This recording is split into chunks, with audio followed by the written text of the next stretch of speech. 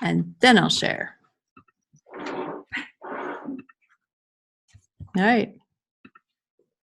We are on, I think. Yep, we are.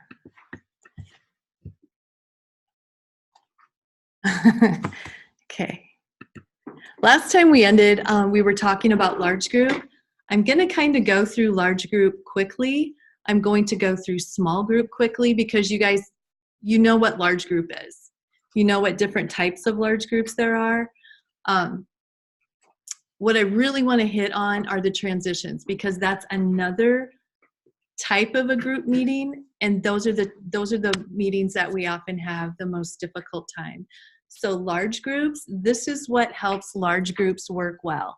We talked about having spots for children to sit. I'm kind of repeating. This is slide, oh, you guys don't have numbers on yours, so.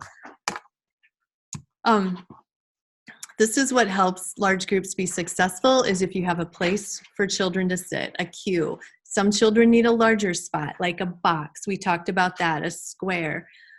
Letting children maybe pick the way they want to sit. We talked about that last time. Poster boards for each part of the large group. So if you have a greeting time, you flip it and it will say greeting. And then maybe you might have how kids are going to greet that day, whether it's a high five, whatever type of greeting you're going to have. Then you flip it. If you do attendance, you do the songs and pick the 3 or 4 songs you're going to sing, and those are on your flip chart. And then you flip it to the next thing. So just kids, a lot of people use the flip charts. In fact, if you went to Centering on Centers last year and you got to see Ron Roybal, he had the big flip chart and he showed you what that large group, his circle time looked like. That's what they mean by poster boards. The props and materials, just having those visuals. When you're doing stories, a lot of times kids aren't familiar with the vocabulary that we're using. And so we want to try to relate. If we know that there's going to be some vocabulary words that they're not familiar with, explain ahead of time. So like if you're doing Good Night Moon, a lot of us are familiar with that one, but a lot of children don't know what mush is. So if you say, in this story, we're going to listen to this little bear. Is it a bear? I always call it a bear. Anyway, he's going to say goodnight to a lot of different things. And one of the things he's going to say goodnight to is mush. And then talk about what that is. So every time, if you're going to have a new vocabulary word, explain it before the story. Having props for songs and in stories really helps children be engaged. The next slide, we just started to touch on this. And this one, the more complex that level of engagement is, the more that children are going to remember. And the more they're going to be engaged, the less they're going to be doing inappropriate activities. So if you're up there just giving out information and all they're doing is watching, their level of engagement is often very low. And so that's a time when they might be doing inappropriate things or trying to engage their mind in something because they're so bored. But if you give them something to manipulate, that's why some people get fidgets, because, oh, I'm watching you, but I'm also able to do something with my hands. If you have a child that really needs its own mini schedule and you're flipping through the big chart, saying what the next thing is, but the child is able to manipulate and move his little mini schedule, then he's more engaged. If you offer some type of verbal in it, you ask them a question and you let them talk to a partner about this. Tell your person next to you what you did last night, because they all want to talk. We all do. And so letting them talk to the person beside them gives them a level of engagement that's a little bit higher. And then that very highest, that most complex, that motor and the verbal, you're pairing them together, that's when they're the most engaged. So think about that during your large groups and your small group activities to really, really let your kids be engaged. When you plan activities with specific goals in mind, try to think of, how are my children going to be engaged? How much control am I going to let them have over the activities? We talked about varying our speech and our intonation, because when we do that, it's like, what? She just was talking weird. And it's fun. Monitor your kids. If they look bored and they're losing interest, or you see that they're flitting around, stop what you're doing, because it's only going to frustrate you. So stop what you're doing, change it up, make it fun, and adapt your plan so it's fun and meaningful. Side note, I shouldn't do side notes, but side note, if you ever want to go to a good website, go to Escape Adulthood. I think it's .com. I got to hear Jason Kotecki. He is, he's a writer, he's a presenter, he's an artist, he's amazing. And you gotta have fun. You gotta have fun. I'm not gonna tell you anything more because I could talk for probably an hour on him, but just look him up sometime. Large group activity schedules. This is what I was talking about with the flip charts. Every day, a lot of classrooms, they go over their rules and they pick which rules they're going to go over. Great reminder to do some kind of rules every day. They have a greeting time, they have songs. Sometimes children, they might have a song chooser and that's already set up. They do that ahead of time, or the teacher can pick the songs, but they're there already so children know what songs to expect that day. The seating options. And then we have small groups. Small groups, they're there because we build skills and we can give better individualized attention. Again, when you're planning for small groups, it's not just a cutesy thing or a thing, well, I have it on my schedule, so I got to do small groups. Make sure that you're clear about your goals. Everything you're doing in your classroom, you should have a goal and a projected outcome for your children in your classroom. Use use the other students as models. Because children are the best teachers. I had a little boy who had cerebral palsy. I had him in my birth to 3, and then when he went to preschool, one of his goals was to talk because he was just using a picture schedule, and to walk. He was just crawling.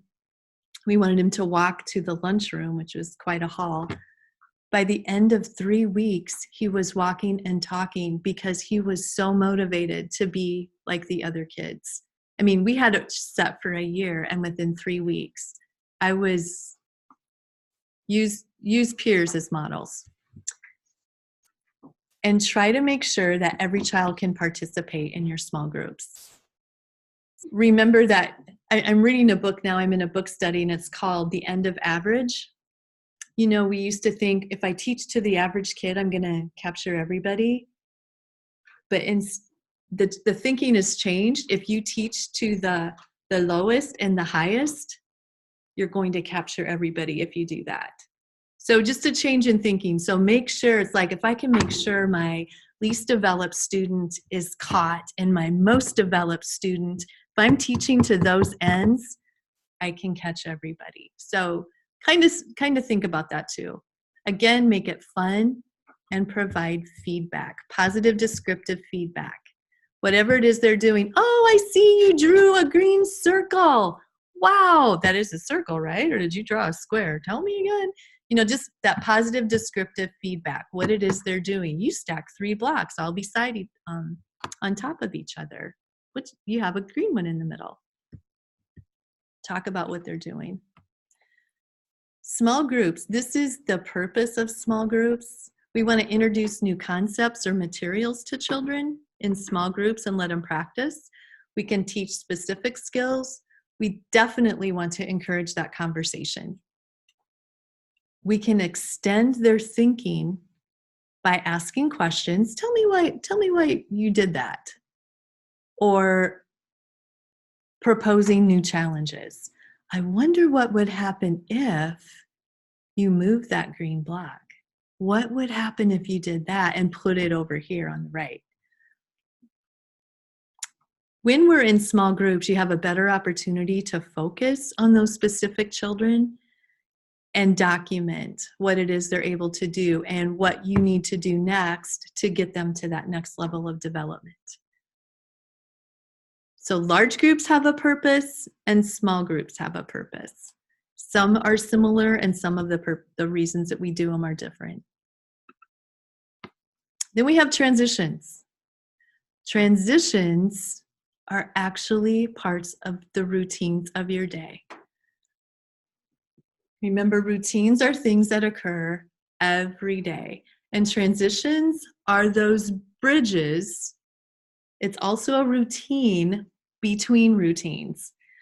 If we can think of transitions as activities that go between routines of our day and we have planned for them, we have a beginning of the transition and an end, they're going to go lots better for you. So when planning for transitions, again, take time to prepare. Think about how you're going to have children move during your transition, what it is I want them to learn, what skill I want to teach them or to let them practice, and consider their developmental age. And again, make it fun, meaningful, and engaging. So instead of just saying, okay, boys and girls, line up, it's time for recess, what's going to happen? Chaos. They're all just going to go crazy. What can you do instead that will be fun, meaningful? What kind of a transition can you plan from, let's say you're going from circle time to go outside? What are some of the transition activities that you guys are already doing? Be thinking about that. When I worked in the Scottish Rite preschool for 2 years, and they planned transitions really well into their day. And they would have like a big clock that one of the students would be able to hold, so that, again, not peer interaction and not necessarily adult-led, but child-led. Giving a 5-minute warning, the child would walk around with the clock, and then like a 1-minute warning, and then clean up, and then usually the clinicians in the classroom that were studying speech pathology would then do a transition, either like a simple song or something to get them moving. Yeah. Head, shoulders, knees, and toes, but it was specific for each day. Yeah, something different. Perfect. Songs are great. You can do songs that, everybody can line up to a song, or walk like your favorite animal to the place. Or it can be, if you're wearing cowboy boots today, hop to line up. Or if you go one by one and say, all right, choose a number, or choose a card, and they pick a card. It's a blue 4. Go find the blue 4. Or what is it? How many dots? What's this color? Whatever it is, you can think of something as they line up, but then once they're lined up, have something for those kids that are waiting to do. And that's when those songs in the nursery rhymes, if you can pull nursery rhymes in at any time, chants, all those kinds of things are good. We're going to look at some of them here in a little bit.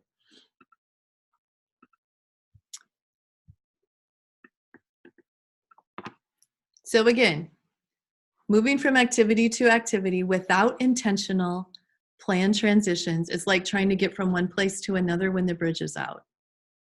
It's difficult to do. You can do it, but it's harder when the bridge is out. You have to take detours and you have a lot of chaos. So if you plan for your transitions, it's going to be a lot easier for you.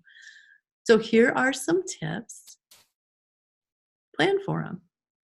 Think about your routines within your day, and it's like, what transition can I do to get them from arrival to circle time?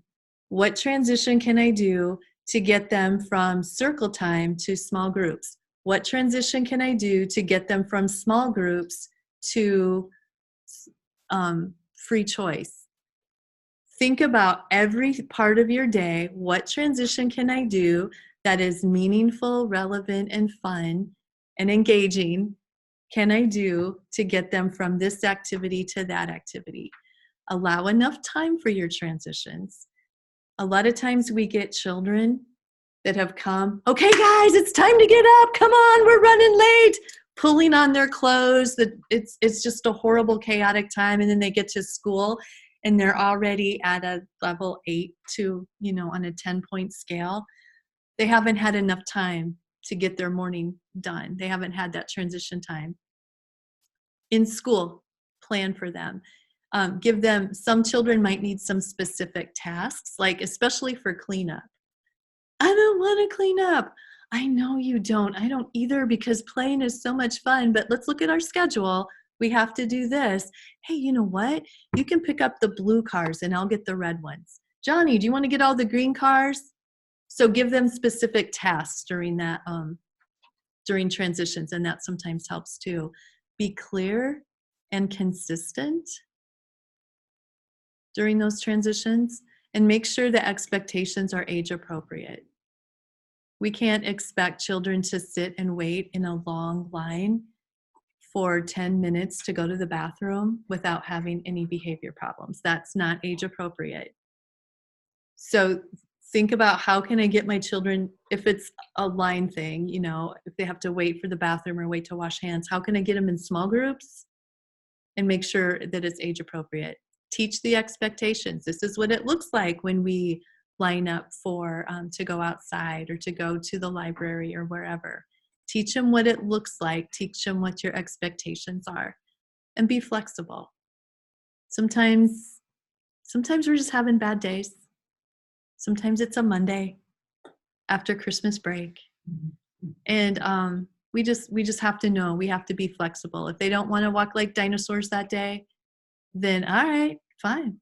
You pick an animal. What do you want to walk like? Or should we walk backwards? What do you think? Can we handle it? Can we do it without falling? What do you think? Can we walk beside a friend? Should we hold hands, lock elbows, one forward, one backwards? Make it fun. Meet their individual needs, keep them engaged. Use these transitions as an opportunity to teach. We have, if you looked at your schedule of the day and actually looked at how much time children are spent transitioning, it's a big chunk of the day. So use it as an opportunity to teach. If your name starts with the sound of P, line up. If your name starts with the sound of D, line up. Those are opportunities to teach. And when you see, David, I can hear that D. Penelope, yes, I heard the P. So here are some transitions that some teachers have used. This one is a 5-point timer, and they take off the numbers as they go, and then they have an auditory cue as well. This one, they were into Mr. Potato Head, and they also had 5-point timer on a glove. This teacher right here, she like Pete the Cat, and so she had the 5-point timer, and then she put what was coming next. Same with this one, 5-point timer, and then what came next. This is a video we're going to watch, and this is a transition. So this is a teacher using a hula hoop with a piece of tape around it, and you'll be able to see that in the video.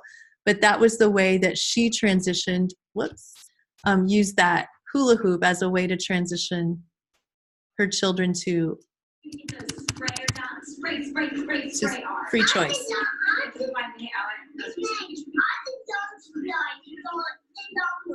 We'll see. Okay, I gotta find it first. And in the computer, there's going to be grandma and me on the computer. And we're gonna go all the way around. Round and round and round and round.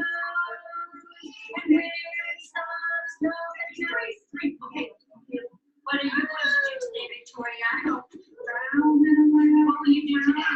You want that? I want that.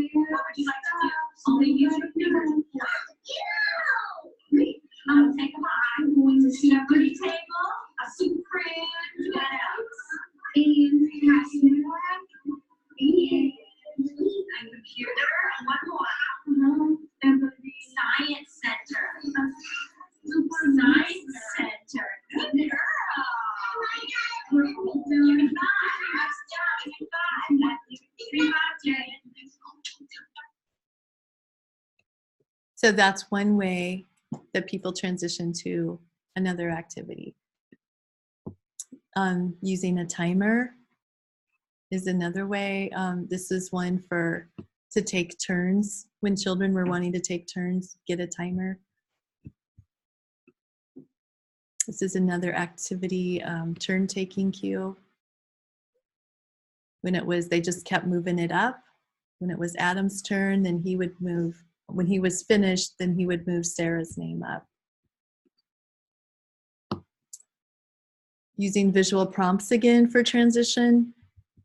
And I think, yeah, this is the one where, so the footprints are in place, and then depending upon the level of the child, the developmental level, you can say, all right, you can pick, because remember, we want to give children choices because that cuts down on behavior problems. Do you want to stand on the 2 or the 7? Those are still available. If they're not able to recognize numerals, do you want to stand on the black foot or the blue foot? These are available. So just using, this is a way to teach and practice during transition time as well. Some people have center necklaces to transition to the centers. Using songs. Here are a couple of songs. And I never did send you guys links, did I? So you can link. I will do that. I told you I was going to do it before Christmas, didn't I? I blew it. I don't really want to take the time to do, but you guys have all seen different transition songs. There's a wash your hands song that you can do with the wiggles before it's time to wash your hands. And here's a cleanup song that you can do too. So both of those are on, I'll send this to you. And then again, when you see children transitioning and doing it right, you promote it by acknowledging it.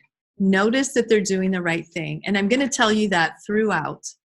When you see them doing the right thing, talk about it and notice it. Give them the attention when they're doing the appropriate behaviors. Let them know you notice, because that positive descriptive feedback is powerful. And remember, you're going to hear this several times, you can improve behavior by 80% just by pointing out what somebody is doing right. So think about the transitions in your classroom. What are your biggest transition troubles? Talk to each other. I'll give you a couple of minutes. It can be what time of the day is the biggest transition.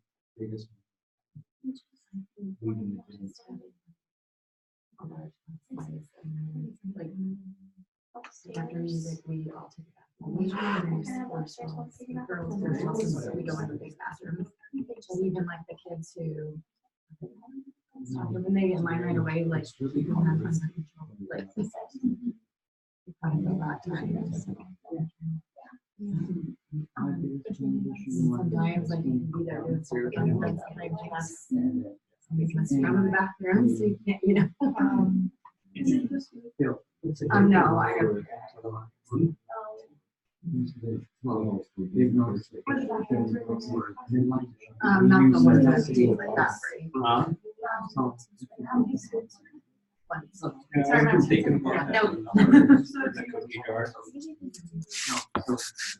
One is like a one-to-one pair, so she's like with her students, so half the time she's not even in the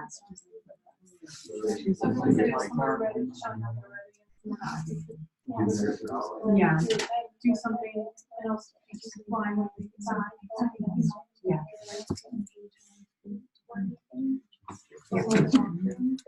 Sometimes like when we do our bathroom break, so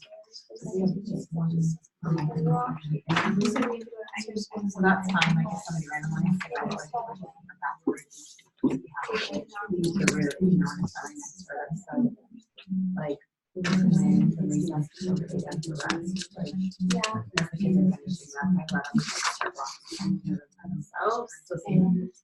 so like that's always work depending on who active. Every day we're taking a break and stuff, so. I try to use it do a transition activity, but sometimes you're like, no, what do I want to do right now? Like, you don't have, like. I have individuals who line up on the sheet and lesson, or could you not? We couldn't. After lunch. I'm going to give you about 20 more seconds. Yeah.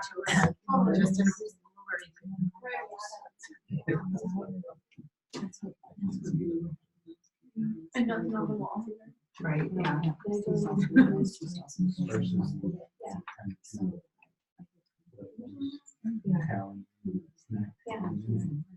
But even sometimes, I'm trying to ask, like, I'll go down the line and say, how many letters are in your house? Like that? Even if I'm not asking that child, a lot of times they start doing that, they're all, you know, like, they want to hear.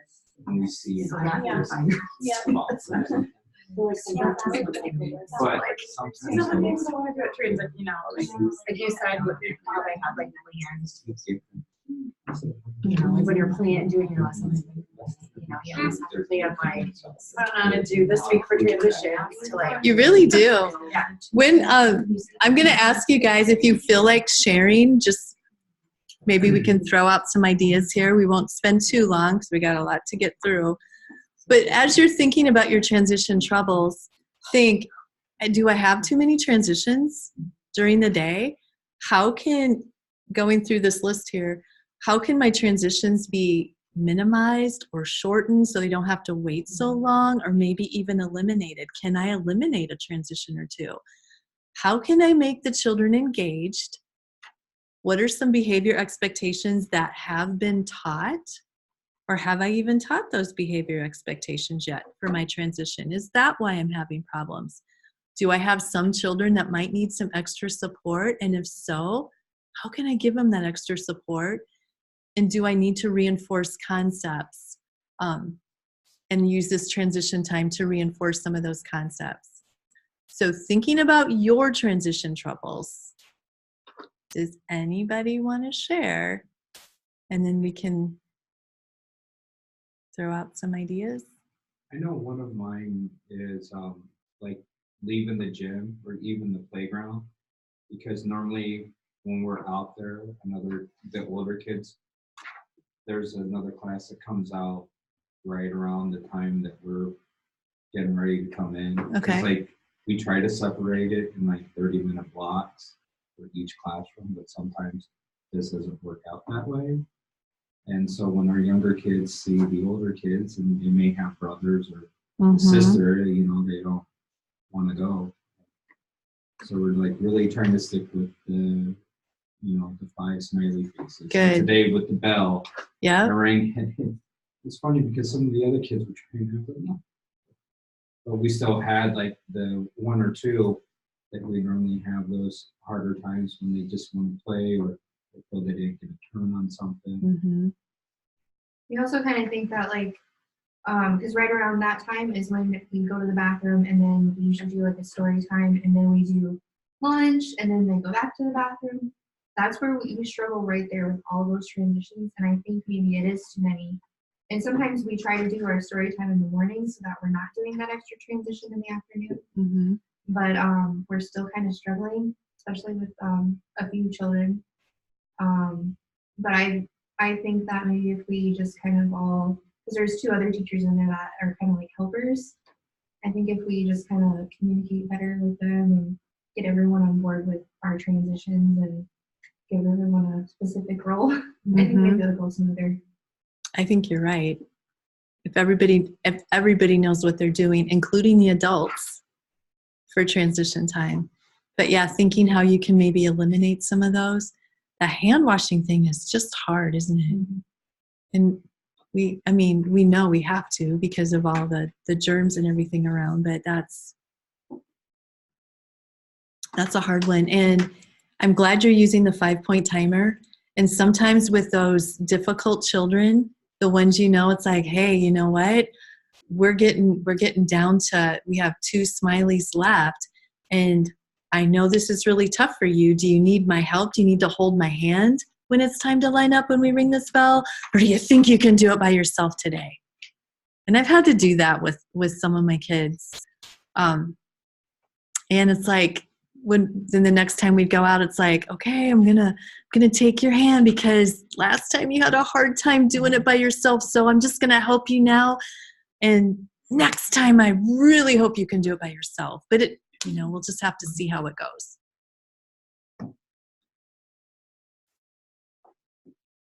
Somebody else. Did we answer? Did we help? No? Oh, you did. Okay. Anybody else have any transition troubles they want to share or solutions? We were just finding that when we get ready to transition to snack, we have 20 kids. We have 2 girl stalls and 2 boy stalls.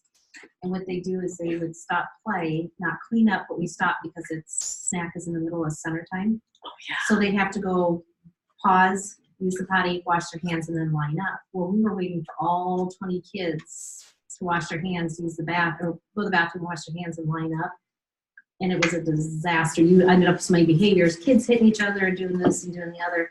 What we finally decided to do was when we have about 10 kids done, one of the paras or one of the teachers takes that group down to snack, and then somebody stays behind and waits for the other ones. And we're lucky we have 4 adults in our classroom. Mm-hmm. So if we have ones that are really moving slow, somebody else can take, The next another 5 kids, yeah. and then somebody else can take, and it cut down a lot on the issues in the classroom. Good. So Yeah. you're minimizing how long they have to stand in line. Yeah, because it was getting to the point where it would be 10 minutes that they were standing there. And it was just, That's even too long. doing, we would do ABC flashcards, we do nursery rhymes, I was telling her we have, cards where it has a description of something on it, and you have to try to guess what it is. So it'd be an animal or, something. Mm-hmm. And it was too much. And you're basically doing a standing up large group activity if Yes. it's 10 minutes long. It was Yeah. too much. So we finally broke it down, and it works a lot better. Good. Yeah.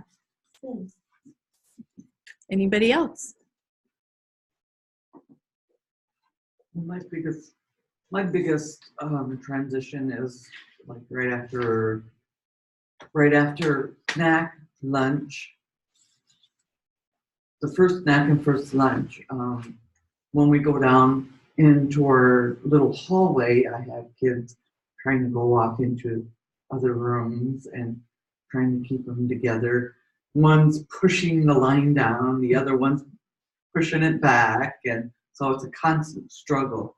But I'm really working at trying to find solutions for that. So I did find some bubble things. Mm-hmm. Like get them out, and so when we're waiting for everybody to get down the steps, the ones that are already waiting can do the bubbles. Are you talking about those? Little poppy bubbles. Okay, that you put in packaging Yeah. packages. Okay. Yeah. Just anything to keep them engaged. Doing patterns. Okay, can you do this? Now let's do it with our feet.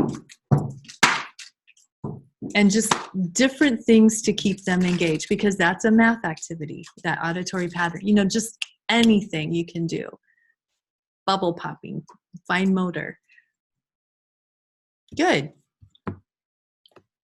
But you're right. And if this is one more thing, transitions are often the most difficult and most challenging parts of teachers' day. So if you can plan your transitions, and I think one of your handouts has a transition planning page. Usually we do, it's this one, where you take your daily schedule, you write it down, and then think about the transition that goes to get them to that part of the day. It's like, what is the activity? What is the transition activity I'm going to do to get them to arrival? What am I trying to teach them? And then how am I going to promote it? How am I going to acknowledge it? So that is, it looks like this. And instead of doing it, I think I'm going to have you guys do this as homework. because it gives you a longer time to think. And if you want to do it together, if you have a classroom of people that you work with, you can do it together, but it looks like this. It's kind of confusing. Probably what I should have done, I should have just done it different, but this is the way I did it. So you write down your daily schedule across the side, and then what the transition activity is you're going to do before. So for the first one is arrival. What are you going to do before arrival? So when the kids get there, you want them to check in by finding their name, putting their name in a how am I feeling container. That's what they're going to do upon arrival, actually. Arrival is kind of a transition itself. But so that's probably the worst one I could have given you as an example. But the transition skill building was name recognition and teaching them about emotional literacy. They had to recognize their name. That's kind of a literacy activity. And then the social emotional activity was learning about their feelings. And then when you can reinforce it by saying, wow, you found your name all by yourself. Or I see you're feeling proud today. Tell me why you're feeling proud. After that, they might go to, what do some of you guys do after they arrive? Circle time. So what is the transition activity you're going to do before they get to circle time? How can you get them from arrival to circle? What do you do? What skill are you trying to teach? And how can you reinforce it? Because every time we reinforce, remember, we're putting coins in their emotional piggy bank. We're giving them that 5 to 1 that we're really striving to get to. So it's kind of do you guys understand what I'm trying to get at? Okay. So this will be a homework assignment.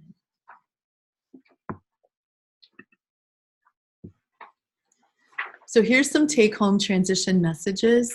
When you really, really work on getting your transitions in place and you truly strive to make your classroom a positive and supporting one, you're intentional about your transitions. You give children a cue before the transition starts and you allow enough time to complete it. You're clear and you're consistent and you teach your expectations that are developmentally appropriate for that transition. Try not to have so many during the day. So think about how you can rearrange your schedule if you need to so the children aren't transitioning so much. And keep it positive by reminding yourself you might have to individualize for some kids because it's just more difficult for them to go through the transitions the way that the rest of the class does.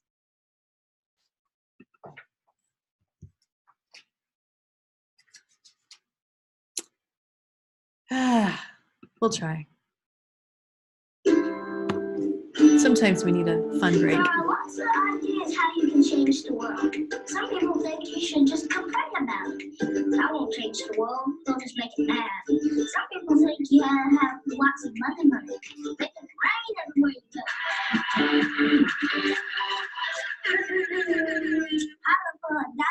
Some people think you have to be really loud and yell a lot. It's like with a bullhorn shouting, hey you, get my way right now, you heard? Other people choose to just make fun of everything. That's dumb, everyone's dumb. It's easy to make fun of stuff, but it's cooler to make stuff. Some people think changing the world can only be done by the smartest person in the world. Just come in around, let them figure it out. The solution for the food. Wow, that was like so amazing. Some people see the bad in the world and they just decide to ignore it. But that won't help anything. Some people think you have to be really famous and super cool. In fact, lots of people think you have to be really powerful to make a difference. Like being mayor or senator or president. But the truth is, a title doesn't make you more important.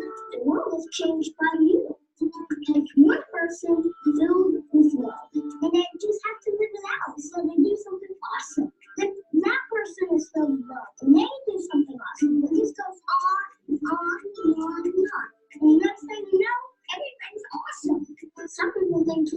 impossible to change the world. It's impossible to change the world. Well, you can see why they could think that. Living in a world with kids who are hungry, people who are homeless, families who are happy. I'm just trying to figure it out like everybody else, man. I do know this though. Next time you feel overwhelmed or totally alone, remember this. Things don't have to be the way they are. The world is changed by ordinary people. Little people living out big world. And that's what gives the world a reason to dance.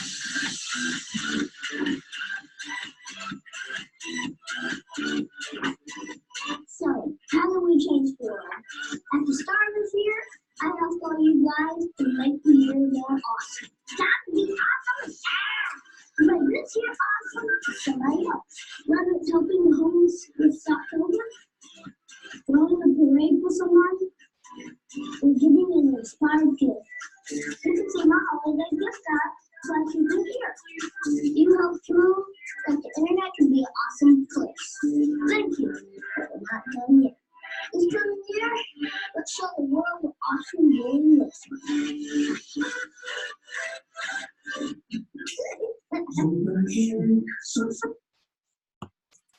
You guys have the power to change the world. You really do. Just by what you do with these little kids. So it's a reason I love PBIS, because you're truly making it a better place. So we're going to review. Something you remember about relationships. Somebody blurted out. Anything. The two-way street. The two-way street. How? Why? You gotta be able to give and receive. Mm-hmm. Yeah. Do you remember what part of the pyramid that it is? Like, you know, we talked about the PBIS pyramid.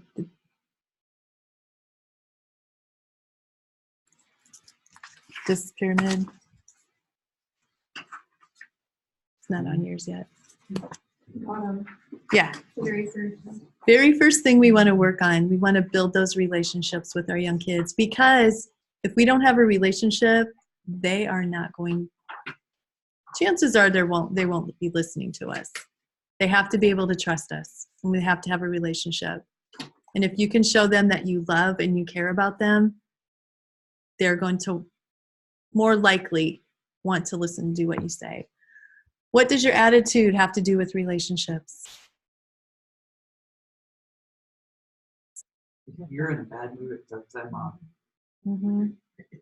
We can choose our attitudes. We've all had those bad days, and we can choose to let it ruin our day, or we can say some days are like that, and choose your attitude and keep moving on. And we can choose how we respond, and we can flip. Remember how we talked about, I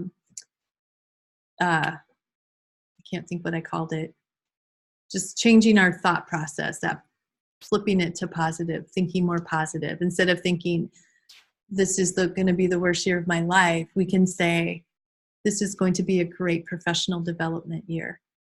So just changing the way we're thinking. Challenging behavior it communicates a message. What is that message? If the child needs help or is trying to reach out to you for something. Trying to tell us something. I either am trying to get something or someone, or get away from something or someone. That's usually the message. I want something, or I want to get away. So our job is to figure it out, what it is that they want or want to get away from. What's it telling us, and then giving them a different way to get what they want or get away from. If a child can't behave, we teach. This one is a little hard. This next one, supportive environments are, four-letter word that starts with an S. Safe. They are accessible. engaging, and yeah, good job. We've already shared one thing we do differently because of PBIS. We're not going to ask questions yet because we have a lot. All right, giving directions is the next little chunk.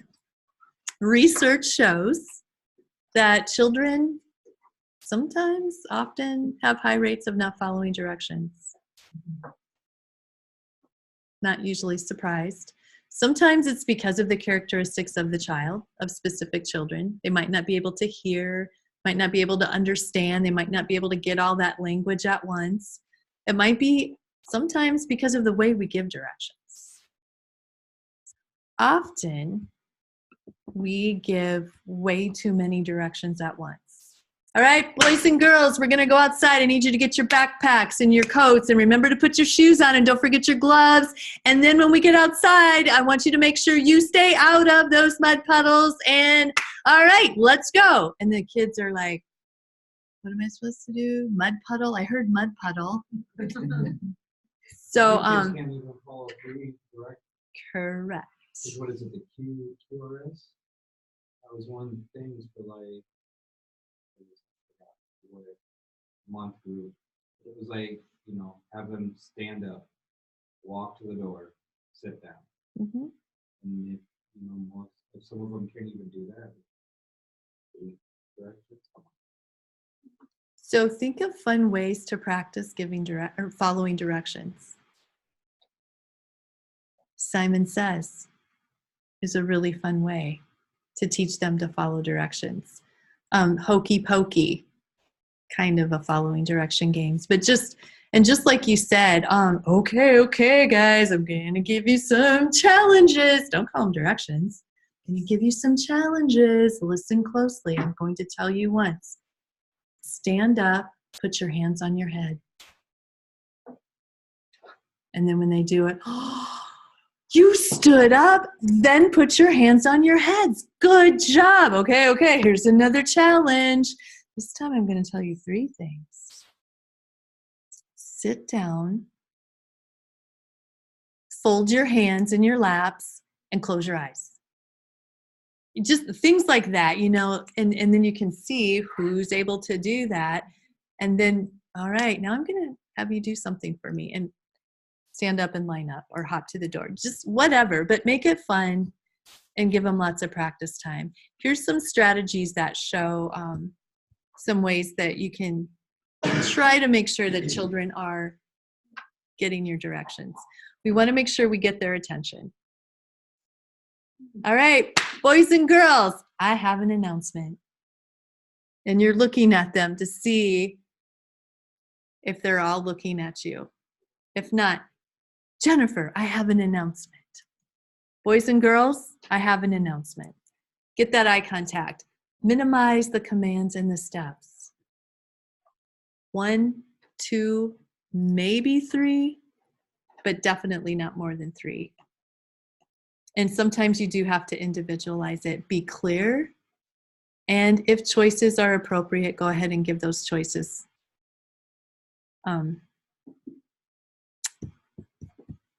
If it's a choiceable direction. State the direction positively. Again, tell them what to do rather than what not to do. This I heard, and I don't remember what workshop it was, but children do not truly understand the don't until they reach a cognitive age of 7. So when you say, don't play in the mud puddle, what they hear is, play in the mud puddle. And then they're like, why is she getting so mad at me? I heard mud puddle. And so tell them what to do. Walk around the mud puddle, or go ahead and let them play in the mud puddle because that's a great sensory experience. Allow them time to think, process, and respond. And for the typical child, it takes 5 seconds to think about what you just said, process, and then respond. Okay, boys and girls, it's time to light up. I need you to stand up and hop to the door. Johnny, why aren't you hopping yet? He hasn't had time to think and process and respond, and acknowledge their behavior. When you see them doing it right, wow, I have seven amazing listeners that are already standing on a spot. 1, 2, 3, 4, 5, 6, 7. Oh, and 2 more, 8, 9. Acknowledge them when they're doing the right thing. Keep it positive by choosing your language. So these are some directions, and I think we do have this in one of our papers. I have the answers already written. You do? I do. Oh, thank you. Darn it! I forgot I was not going to have you look at this yet. Oh well, we have it. So don't run. Instead, we say walk, use walking feet, or stay with me, hold my hand. Any of those phrases we can say instead of run. What I want you guys to do is look through this, look at how they're reinforcing it, how they're giving that positive descriptive feedback. Talk to each other about your favorite. Which one do you think is your favorite that you're going to start using for sure?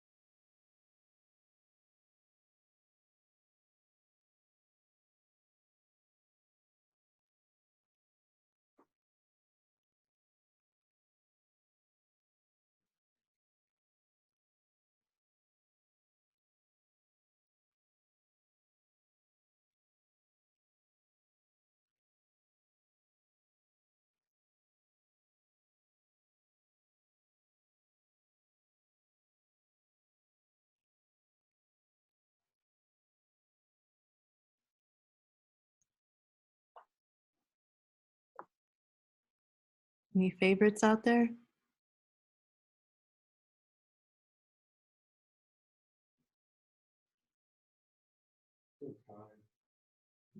Oh, which one? Between don't hit, don't throw, don't run.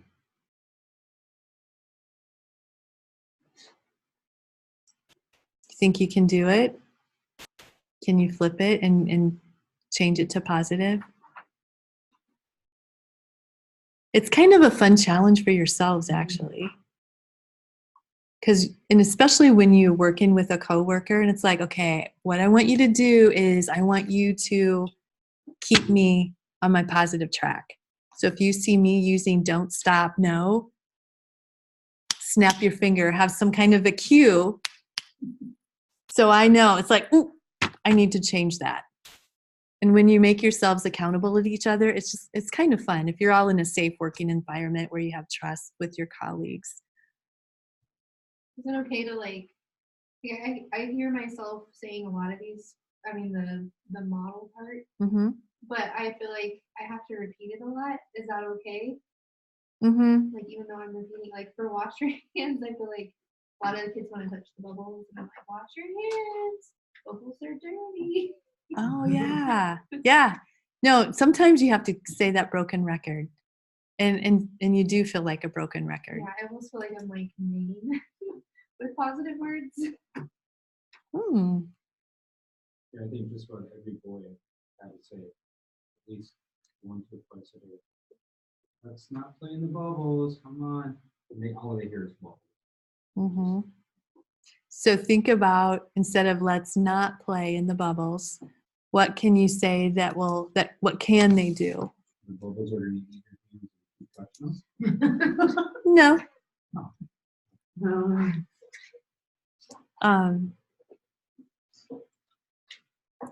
Yeah, keep your hands in the water. Or maybe sing like a song while they wash their hands. Mm-hmm. And what is it? You're supposed to do the ABC song, or what's another? Aren't they 30-second? Yeah. Are you feeling? Do you know the nurturing heart approach at all? Mm-mm. It's So kind of like if you feel like you're saying it a million times with the positive statement, it's good to use the positive statement with the teaching component. Like instead of don't run, you'd say walk. But then if it reached a point where you felt like you were a broken record, you could say, okay, I need, like you could say, I'm trying to get my word right. I see that you are like stating what you do, an I see statement, and then say, what I need for you to. So I see. Oh, okay. I see you're Kinda playing like in that the first bubbles. and then Yeah, everything. I'm trying to relate it to what you were. So if you're wanting them to be done playing in the bubbles, I like the way you're washing your hands. I see you washing your hands, but I need for you to dry your hands. Or yeah. Well, Okay. that's Yeah. fine. Yeah. Yeah, I like that. State what you see, and then what I need for you to. I like that. That's called nurturing hearts. The nurtured heart approach. The nurtured heart Yeah, approach. it's another. It's like a challenging behavior. Okay. It was really interesting example. I remember specifically the example that the teacher gave because she said she had a really challenging kid in her classroom that would just like, pound his hands and fists on the ground and he was upset and just get very upset. And it just stuck with me, but she said, even though in that situation, he's not doing what you want for him to do, but the statement that she said to follow the nurtured heart approach was she said, I like the way that your body's on the ground because it shows me that you have control of your body, but I need for you to stand up. And so instead of talking about don't kick, don't, Mm-hmm. Oh. That's interesting. Thank you. Yeah, very. Thank you a lot. I like try it. I see I need for you to. I feel like that's really like age appropriate too. Yeah. Yeah. They may not understand like a bigger explanation, but when you say it, I see, you're excited about others. Right. I need you to think. Exactly. Yeah. Very. I like that a lot. I'm gonna have to look into that one. Yeah. Thank you. So keeping it positive, we also want to make sure our program-wide, our behavior expectation and rules are also positive. So we've talked a little bit about having those broad expectations. These are some. We want to be safe, be respectful, be responsible. We keep ourselves safe by washing our hands, using walking feet, and sitting in our chairs. So these are the broad expectations, and then these would be rules. Expectations versus rules. Do you guys need a break? Need a 5-minute break? You good?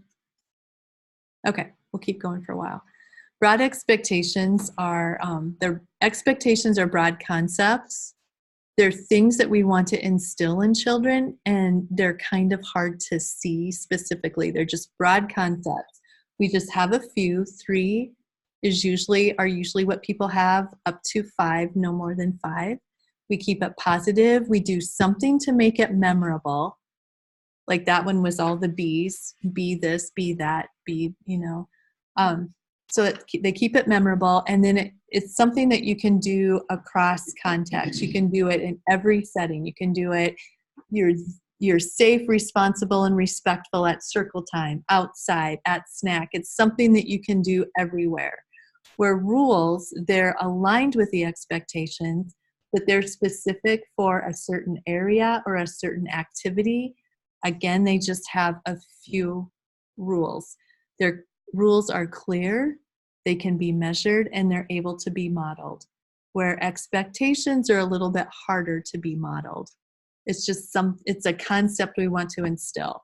We're going to get a little bit more specific. Behavior expectations are characteristics or qualities that we want to instill in children. They're created by the staff, and they are center-wide or school-wide, program-wide.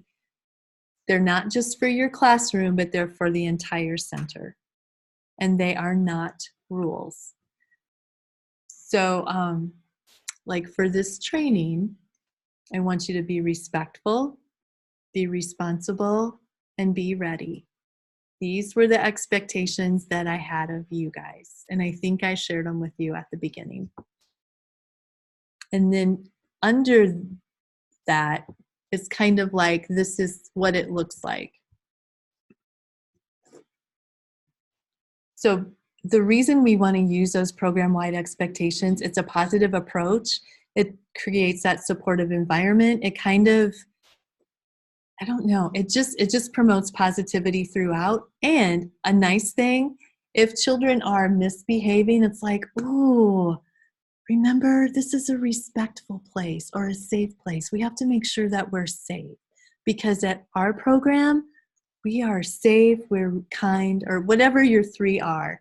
You can always bring it back to the expectations if you have a problem. It allows for more time for engaging with kids, and you have to spend less time on managing inappropriate behavior. And it has that common language. Everybody in the whole building is using it.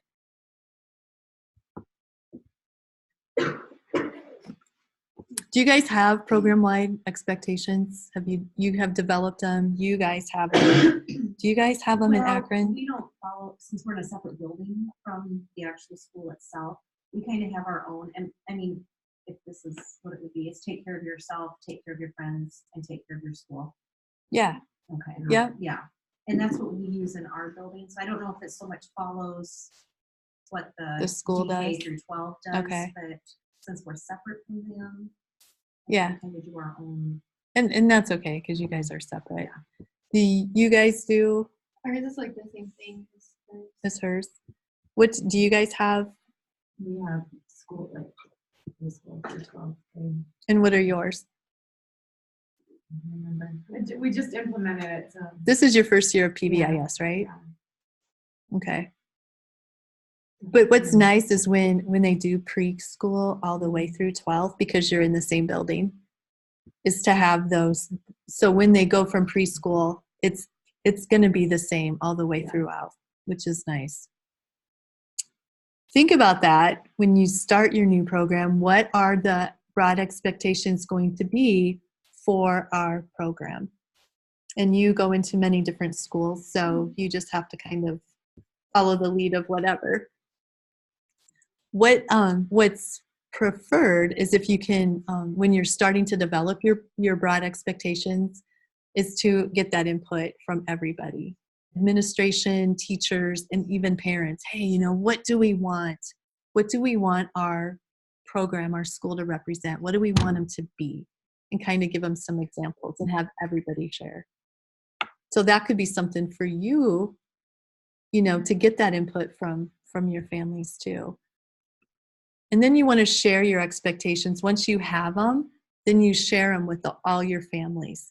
This is what we are at whatever district you are or program you are. Here's some examples on the left. Non-examples. Why do you think these are non-examples of program-wide behavior expectations?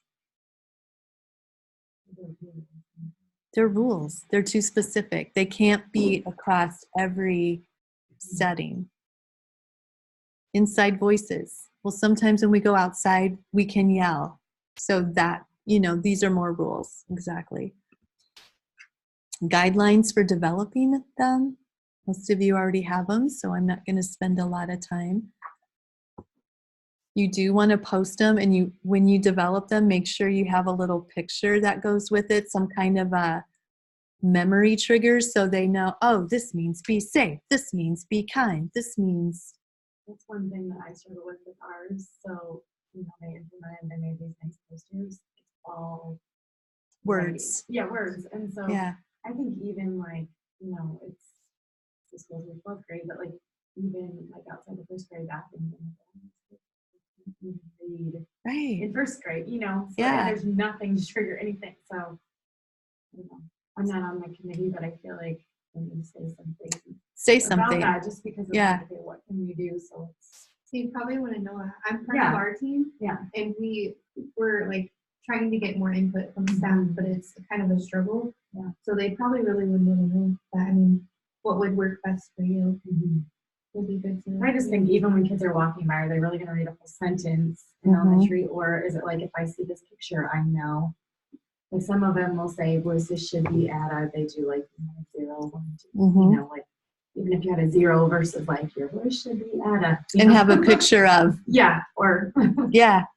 I know at a different district that I work in, they're just now, this is their first year too, and they had the posters made with all the, you know, all the words and all the 0 to 4 for the voice levels. And the preschool staff said, and we need pictures. And the principal was real good. She goes, oh yeah, we do. Well, we can scooch this over and make another column. And yeah, that's good call. We teach these behavior expectations to all of our students, not just the ones who are misbehaving. So we have planned specific times. And so remember when I showed you that flip chart and they were going over rules, you can go over expectations too. Remember, in our program, we are this, this, and this, and you have your 3 pictures with the words attached. We teach the expectations in the real settings where behaviors occur. So you can, like when you're doing in your, you said you're going over how to act, how to play in the block area. Okay, guys, remember, we are safe. How can we be safe in the block area? What does it look like? What does it, I don't know, sound like? How can we be respectful in the block area? What do we do? How do we take care of ourselves in the block area? How do we take care of each other in the block area? How do we take care of our school in the block area?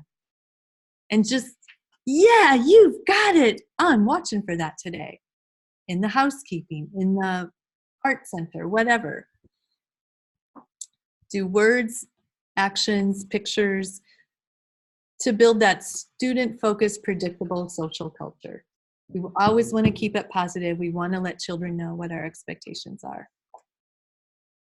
When we're teaching the expectations, I think expectations are harder to teach than rules, but we still want to introduce it.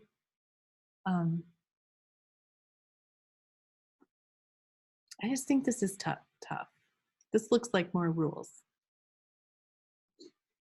especially when it says regularly reteach the rules. So let's skip this slide.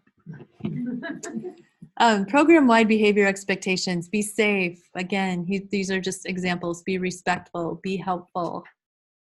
Another one, take care of yourself. Take care of each other. Take care of your school. Take care of your world.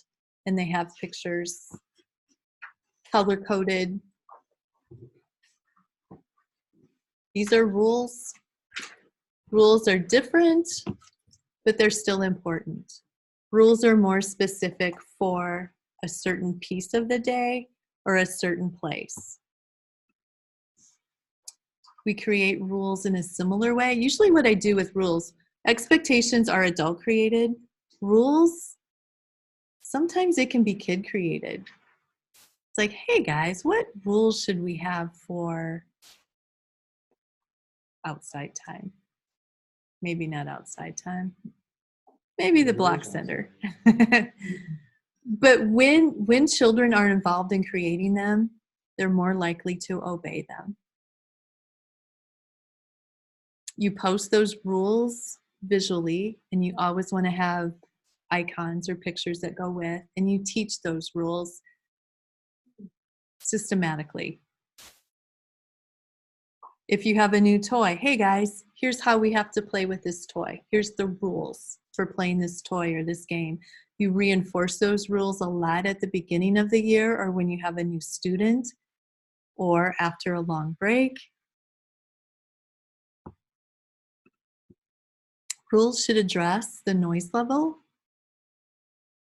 movement, how you move inside that place, walking feet, whatever. How we interact with property, how we interact with people, how we interact with the materials and with our peers.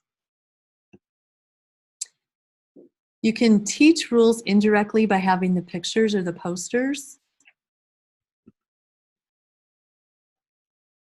And you can teach them by playing games,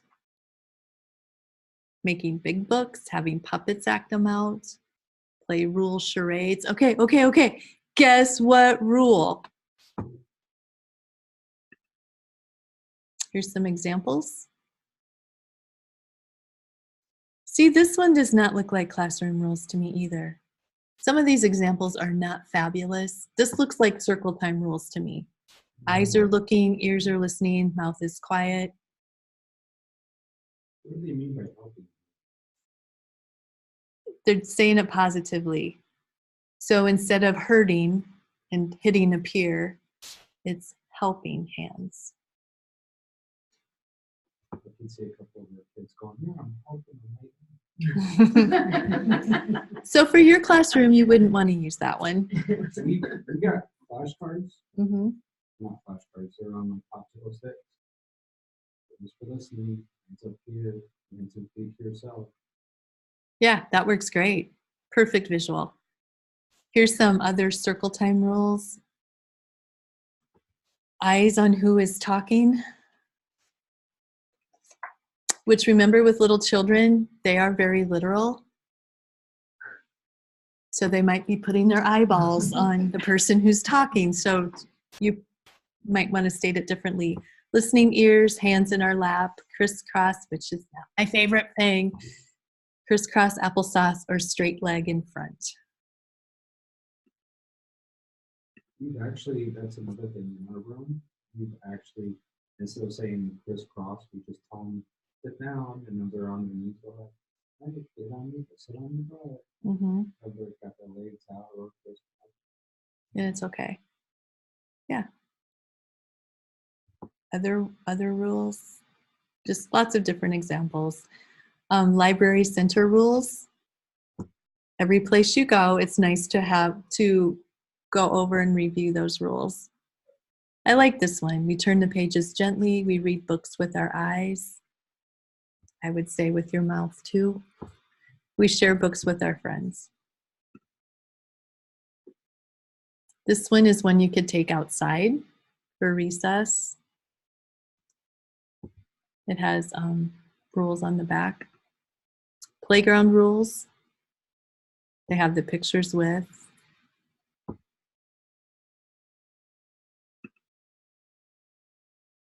Rules for outside. See the girls themselves. Yep.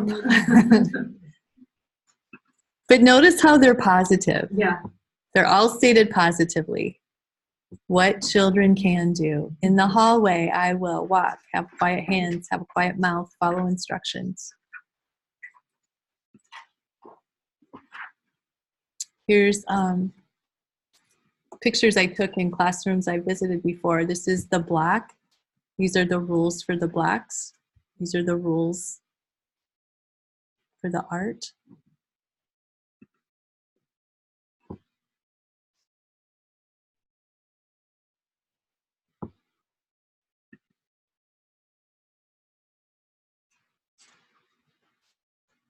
I used to really like this one.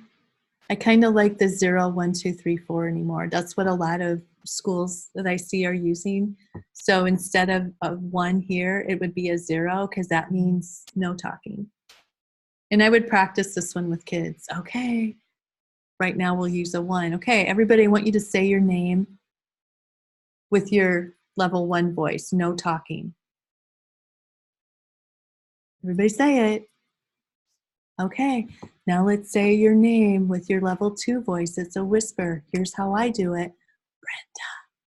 Now it's your turn. Say your name. Brenda. Oh, you did so good. Now try it again with your level 1, your 2. Brenda.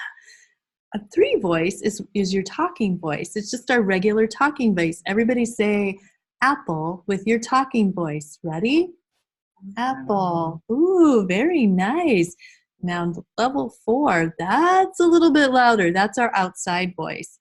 I want you to say banana, and it's really loud with your level 4 voice. Ready? Banana. Ooh, you guys are good. Now let's say banana with our level 3 voice. Banana with our level 2 voice. And with our level 1 voice. Level 3 voice. Banana. Oh, I thought I could trick you.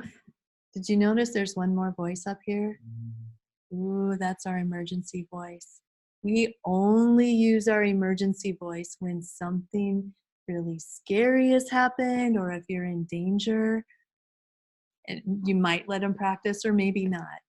But that's up to you. But just we want to make sure that they know that, ooh, you're using your emergency voice, get it down to a 3. And just have ways to practice. You want to teach it, let them practice, and then post it. This one is nice touches. So when I did this with the class, I would say, is it okay to play by yourself and just play with your own hands? Is that okay? Yeah, that's okay. That gets a thumbs up. That's a happy face. That's a level 1. How about when you're playing beside somebody? Is that okay? Can we play like that here at school? Yeah, that's okay. Happy face, thumbs up, yeah.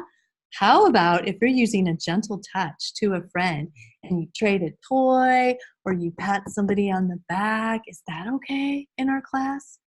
Yeah, that's okay. Nice touches, gentle touches. That's a thumbs up. That's a happy face.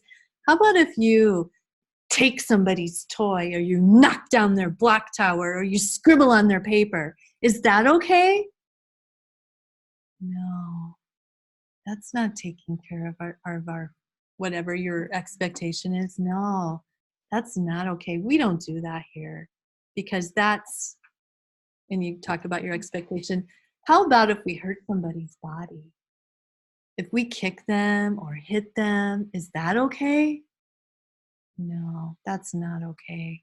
So we can, and then talk again about what you can do and say, that's how we play in our class. We do nice touches. Mm-hmm. Is that on that challenging behavior? The nice touch? This one, you have to purchase the book. It's called The Incredible 5-Point Scale. And then I just made, I found some pictures. It's one of those quick makes for a classroom I was working with. And so I thought I'd just share it. Do I have any left? I don't have any left. But it's a book called The Incredible 5-Point Scale, and it's really a book for children who have autism. But you can put those whatever levels, you can put whatever pictures for whatever in there. But yeah, this is one I just made up. If it's something you want, I can email it to you. I think that nice touch is one we work with. Today we had 9 boys, 1 girl. Yeah, in general, you can call it, a lot of people just say nice touches or be gentle, but kids don't know what gentle means. So we have to teach them what gentle means. Use your gentle hand and touch your arm. Give it just a gentle squeeze. That feels okay, right? Take your gentle hand if once you practice on yourself enough. Now give your neighbor just a gentle squeeze on their arm. If it's all okay, you want to ask permission to touch and all that kind of stuff. But and even here, you might want to say, we need to be so careful. Even, can I give you a pat? Can I give you a hug? So it might be okay to do a gentle touch, like a number 3, if you ask permission. So you might say, we have to ask permission to give hugs. And even when we give kids hugs, we need to practice that. Can I give you a hug? I see you look sad. Can I give you a hug? And respect if they say no. I'm such a touchy-feely person. That's really hard for me. But I should probably always ask. Yeah, okay, let's everybody take let's do a 5-minute break.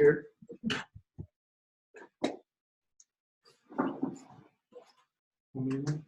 5 minutes. So that clock up, let's see, at 7:02. We'll come back. don't know if you know anything about this, but I got an email about registration for TK in kindergarten. And we have some parents who are asking about TK, but I don't really know much about it. Do you know? In Sioux City, Yeah.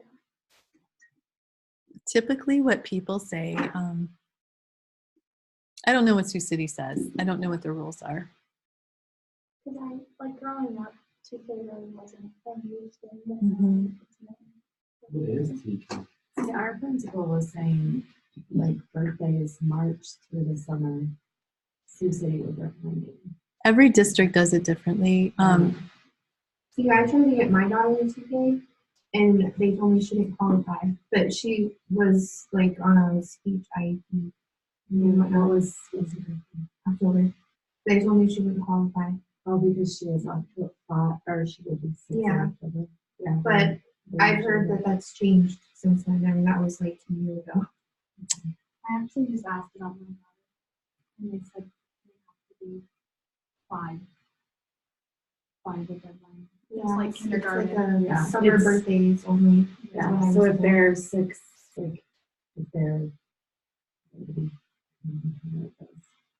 yeah, if they're 5, By September 15th. September 15th. Yeah. Because TK is actually considered basically like kindergarten now. The state of Iowa does not recognize TK, transitional kindergarten, as a separate class. So when children go to transitional kindergarten, they're actually being retained when they go to kindergarten. What you could technically go to transitional kindergarten and then go directly to first grade. You wouldn't have to go because you have to be age eligible. Every district looks at their transitional kindergarten differently. Some say it's only summer birthday kids. Some people say, some districts say it's March through summer birthdays. Some will not take children on IEPs. In my perfect educational world, there would be no transitional kindergarten. Anyone who is 5 by September 15th would be welcome to school, and we would adjust our program to meet the needs of your child, just like we do in preschool. My daughter did fine. I thought she would have been behind, but she actually had a really good speech teacher, and she got elementary. So.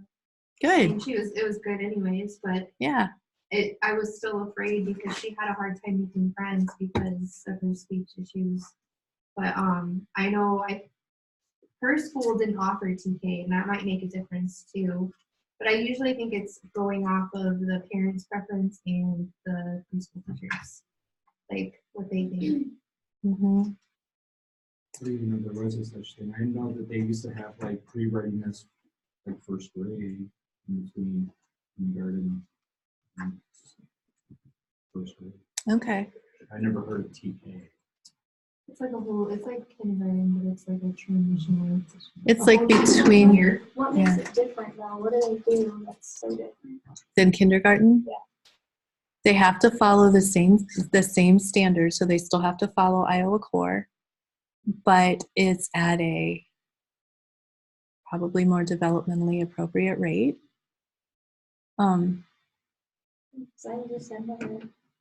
They have more playtime. It's probably what kindergarten should be, all kindergarten should be, but now I'm still being recorded, so I can't say a whole lot.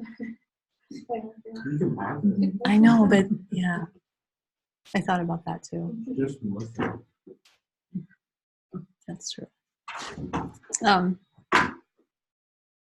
Yeah, I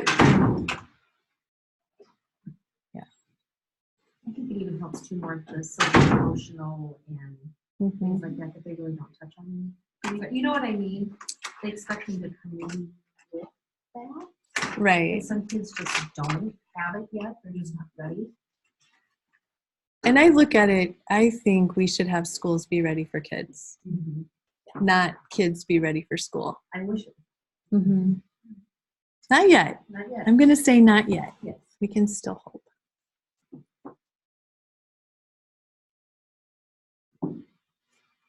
Our school a few years back, they had TK 3 days a week, but then we were told by the state, like, you're gonna have a TK program, it has to be. If we're telling families that your children are not ready for kindergarten, so we're going to give you less than we would a kindergarten child. Yeah. It's kind of a mixed message. So Mhm. yeah, the state says if you're going to have PK, it has to be comparable time, and you have to go off the Iowa core, and you still have to do the same screenings. I remember when I went to preschool, it was all day. Then when I went to kindergarten, it was only half a day. I never understood that. Do they still do that at home? I don't know. They still do that. Kindergarten, most kindergartens are full days that I know of. I don't know any kindergartens that are still half days. When I went, way long time ago, it was half days. And you know it's just weird. We learned so much. I remember learning to read in kindergarten, but it wasn't pushed out. I mean, it wasn't pushed on me. We still had 3 recesses a day. We moved. That's probably why we could remember so much, because we actually got recess. Got to move. They don't get recess anymore? A lot of We get like 2 months. max. Yeah. They don't get one in the morning, one after lunch, and one in the afternoon. Not Our every school does, but your school does. Yeah. Not every school does. Yeah. My daughter does not like it. What's that? My daughter does not like that they only get 2 recesses. It's Are they not getting They do, but it's just, I mean, they get like time in the morning. That's not really recess. Again, like one after, I think it's one after lunch sometimes. Their lunches are all spread out. They got so many kids. And then I don't know when the other one is, so it's in the afternoon sometimes. I thought they had at one time, like each week, the kids had to have so many minutes of like active time. They don't do that anymore. of PE, I think, but I don't know. I don't know. I'm not in the K-12 world. I'm in the early childhood world. So I just know a little bit. Here's some more classroom rules linked to expectations we keep ourselves safe by. The ones on the left, would these be rules or expectations?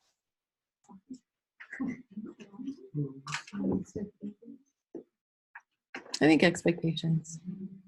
That could be used in anywhere, right?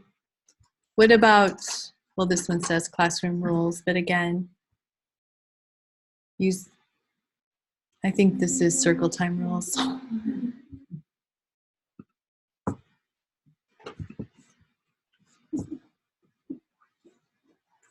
Here's some, on that CEFL website, that's CSEFEL, they have the book nooks.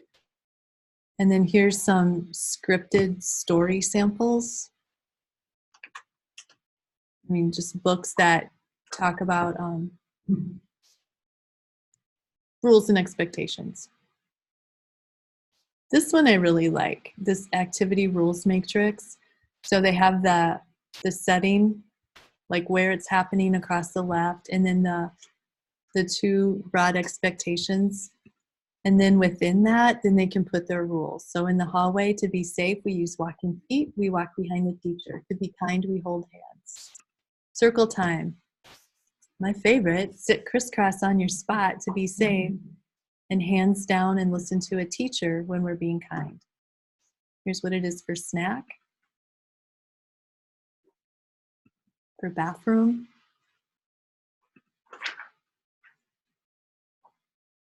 Small group.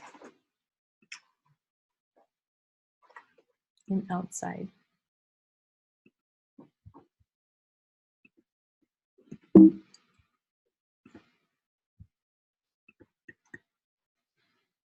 This is another one.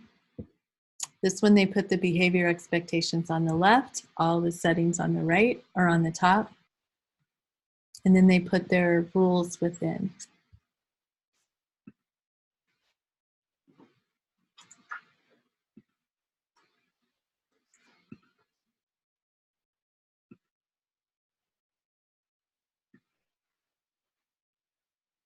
Another example.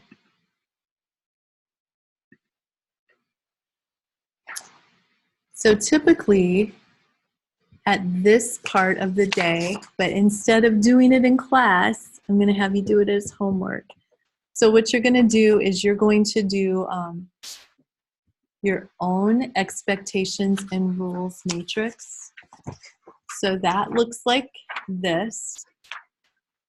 You guys already have, most of you already have your behavior expectations. So I want you to list those on the side. And then across the top are the different settings. If you already have rules, you can put them down if you already have rules for these. If you don't already have rules, start thinking about what rules, like if it is be safe, be respectful, be kind. So at large group, what are my rules to be safe? What does that look like? What does it look like to be respectful? What does it look like to be kind? Do that for each of these areas. If you already have them and you notice, ooh, mine are a little bit negative, change them. So far you have two things for homework for next time. You have this one, getting your transitions, and you have this one. You can use this. It should be in the peach pack. If you can't find it, I can let you have this one. Just take this one.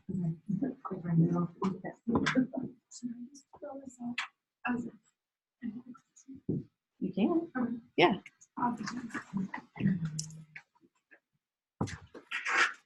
Does everybody know what to do?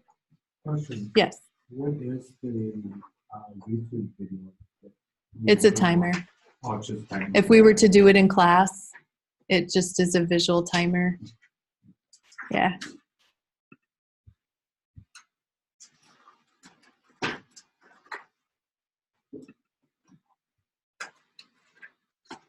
This, you guys need a brain break? All right, everybody stand up. I like this one. So.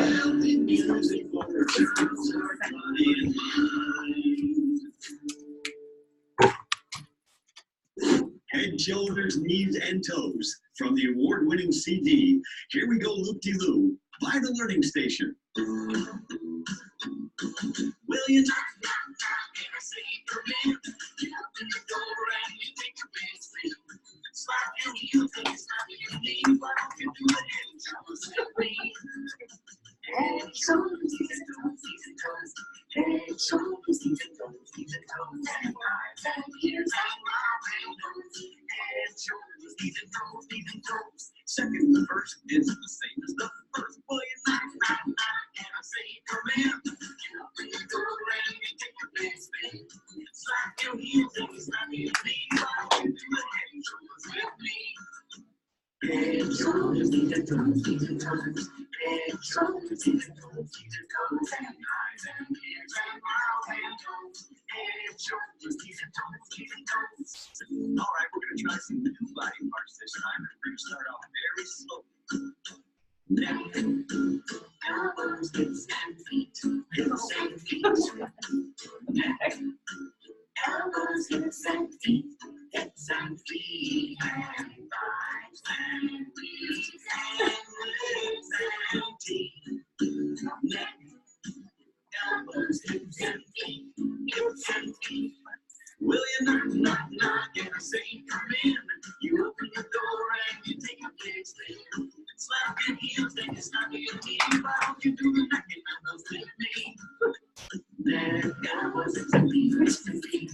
Neck, elbows, hips and feet, hips and feet. And thighs and ears and lips and teeth. Neck, elbows, hips and feet, hips and feet. One more time, will you knock, and I say come in.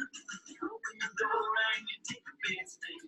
Slap your heels and you stop your knee. Why don't you do the neck and elbows with me? Neck, elbows, hips and feet, hips and feet. Neck, elbows, hips and feet, hips and feet. And thighs and ears and lips and teeth. Neck,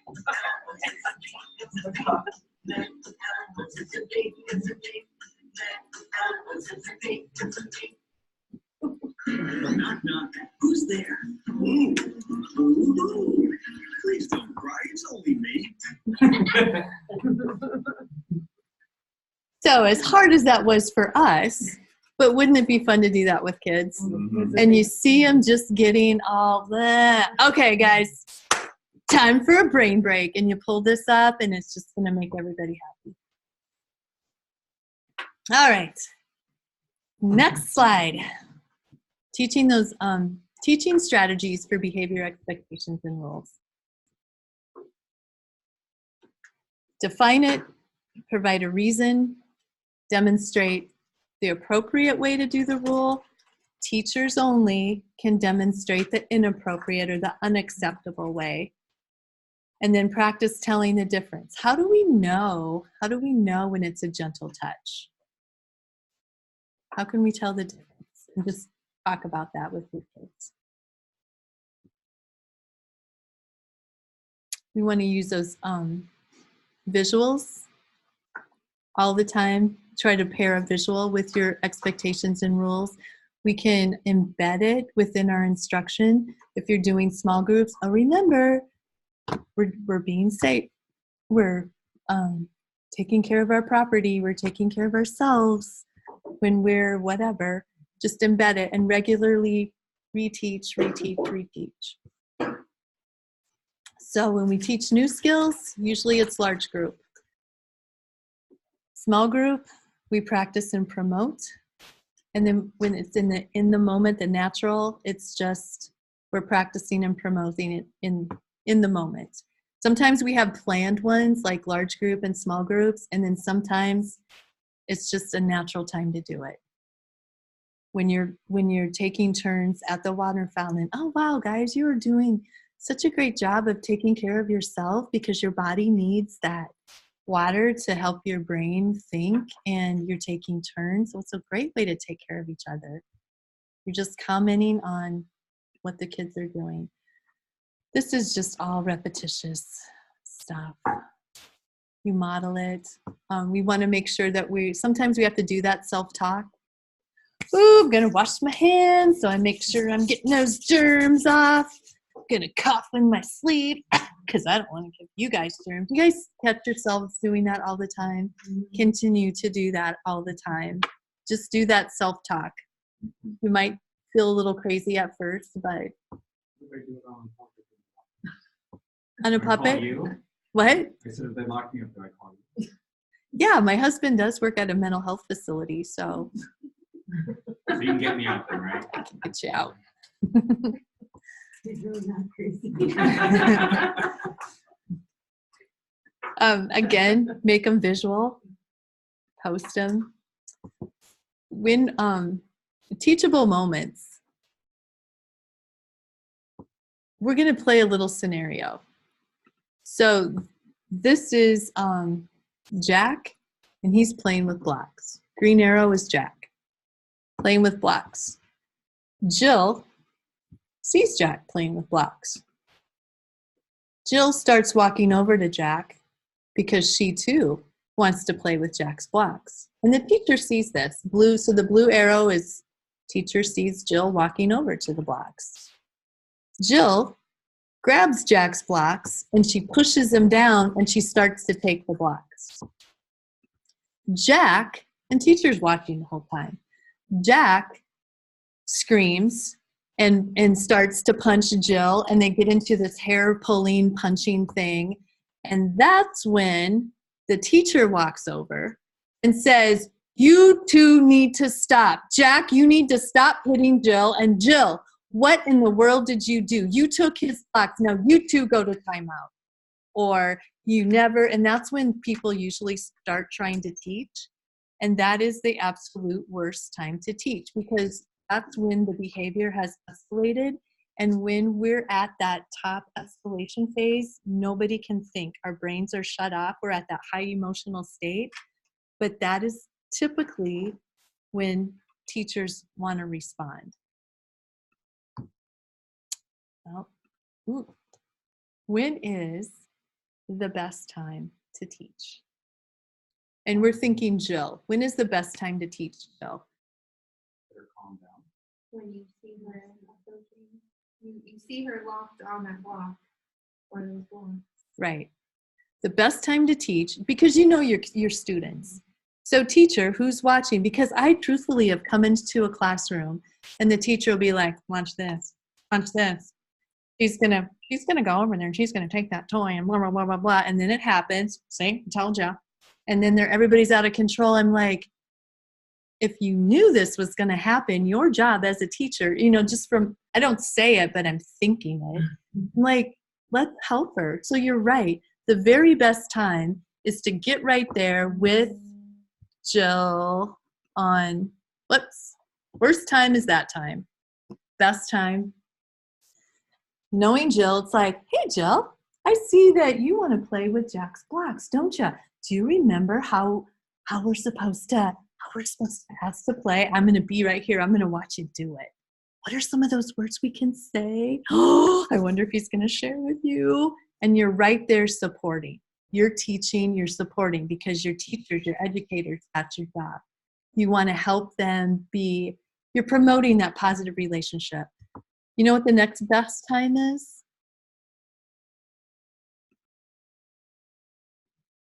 When they're all cooled down. That's the next best time. After they've done the thing and they're starting on that downhill, not starting, but they've already got to the bottom. Do you remember when Jack was playing with those blocks and you wanted those blocks? And you took the blocks away? Chicago, Illinois. Uh-huh. Well, I know, I want to. Remember when that happened? Yeah. Let's pretend I'm Jack. And I would go over it again. Pretend I'm Jack and I'm playing. And we talk about how to do it the right way. Then we do the pretend. And then next time, next time we play, let's do it for real with Jack. I'm going to help you through it. And because we want to teach them the right behavior, not punish them for the wrong. So let's see if this is a teachable moment. Wait, hold on. He won't let you play. What did you say? No. He said no. If somebody says no, what do you need to do? Or when you finish, what can you do? Say when I finish.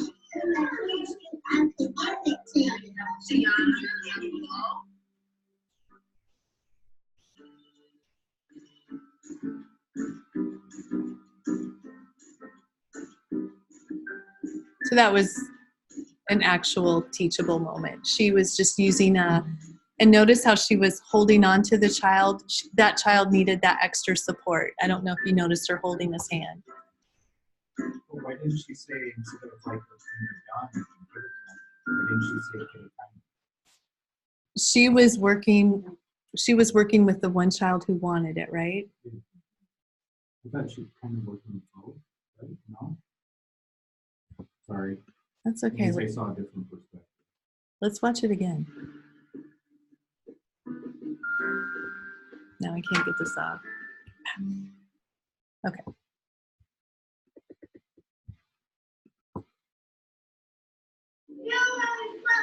Wait, hold on. He won't let you play. What did you say? No. He said no. If somebody says no, what do you need to do? Or when you finish, what can you do? Say when I finish.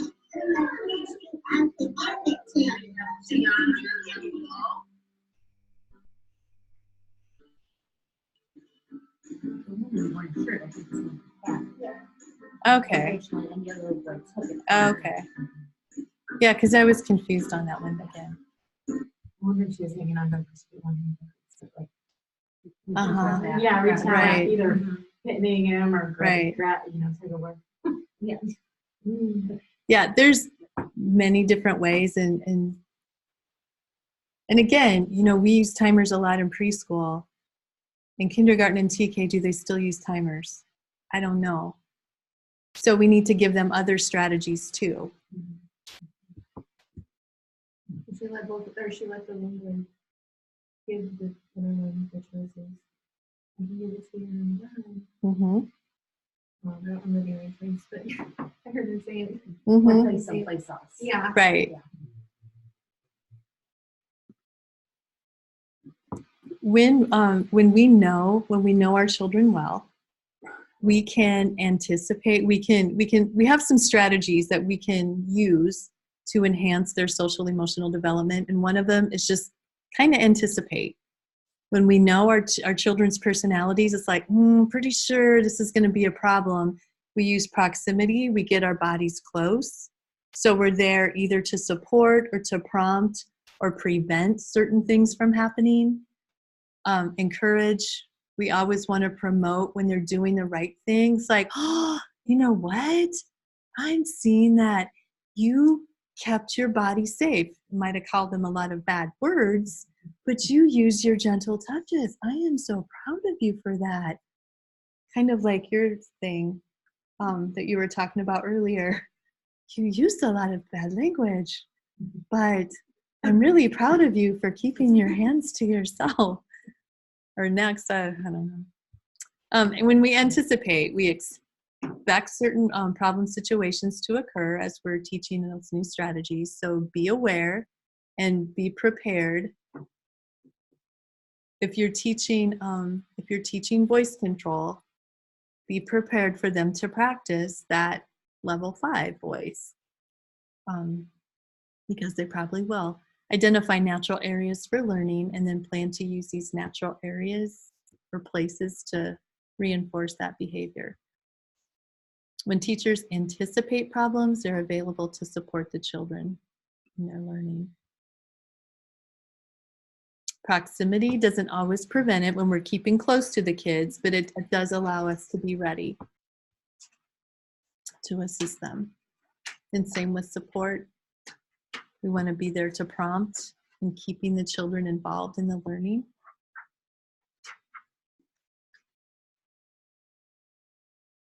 Don't you just think it's fun? When children are learning to manage their own behavior, it is, I don't know, it's the most rewarding thing. Using new strategies isn't easy. Children have to keep being encouraged to keep trying. Some children just don't get sharing quite as rapidly because they want that thing right now. And you can say, I know this is tough for you. At home, you get all your toys to yourself, don't you? And now you come to school and we have so many children that we get to share with.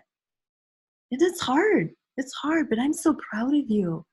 So proud of you for doing it. I wonder how many things you'll share today. And acknowledging even their efforts. I know you tried. I saw you try. You almost gave it to him. I'm so proud of you for almost giving it to him. I wonder if next time you'll actually let go.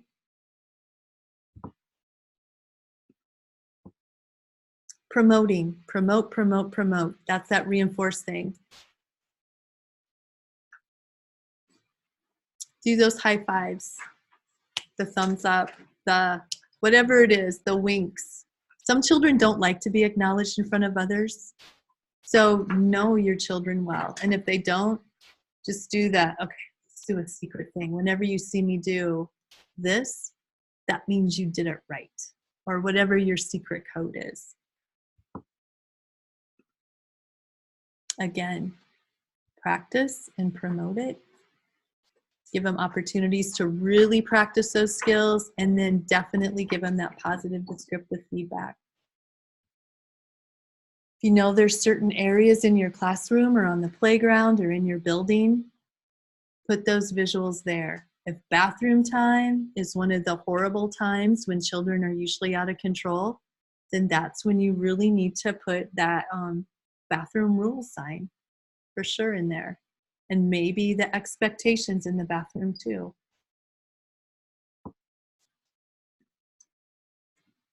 Again, we have some cue cards, visuals, the green reds.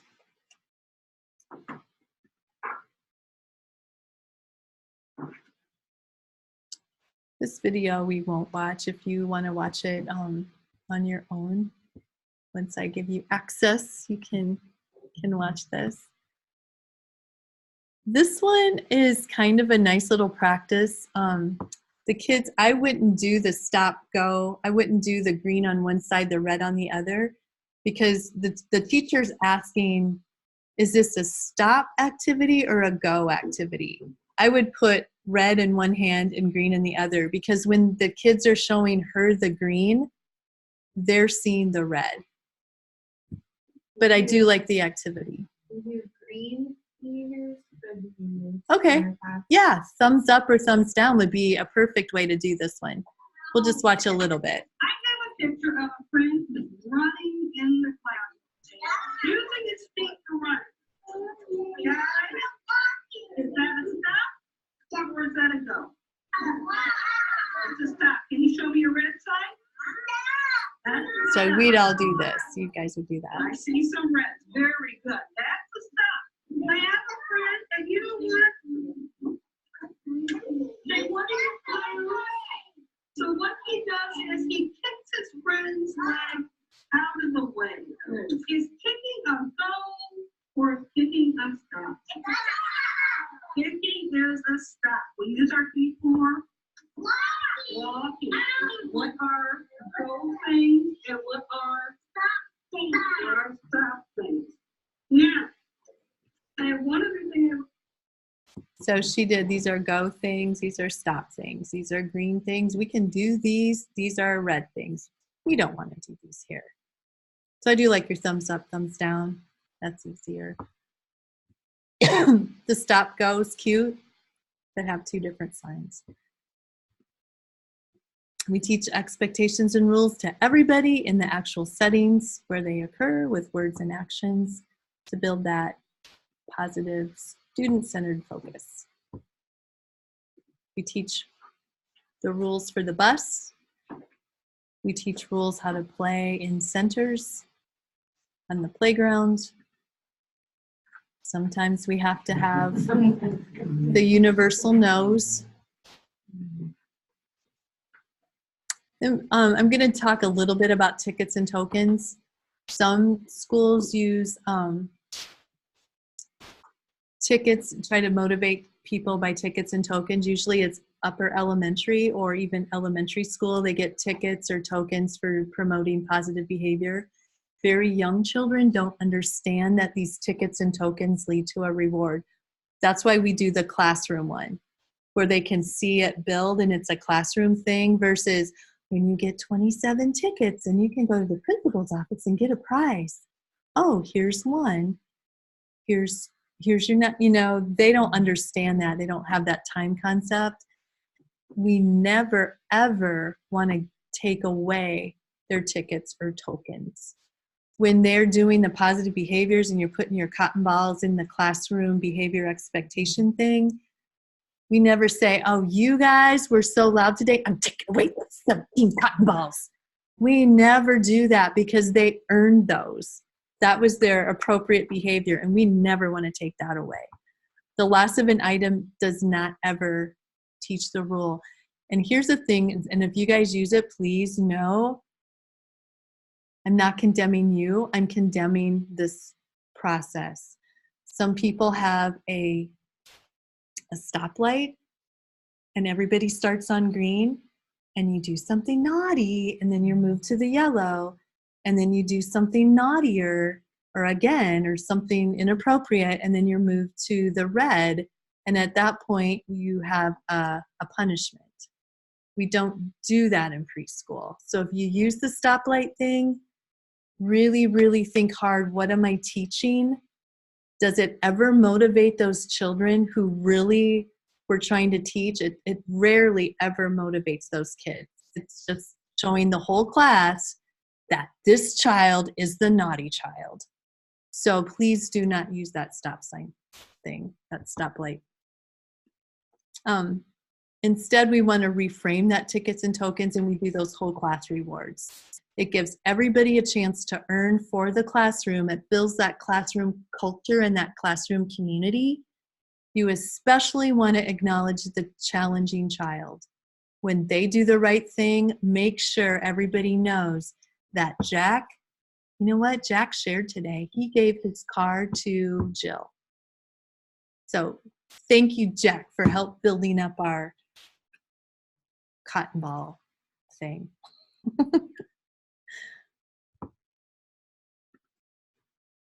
And this is, again, we never want to take them away. Those 3 strikes and you're out kind of a thing. That's a punishment. That's a punitive way to run your classroom, and it's not PBIS. So just think, if you're doing something like that, change it up. This is some examples of inappropriate ways to do things in a classroom. In a school with a pirate theme, the teacher had a bulletin board with a ship and a gangplank. If there's a rule violation, the pirate with the student's name on it moves to the gangplank and then moves off into the shark-infested waters with subsequent rule violations. How could she reframe her system? What could we do instead?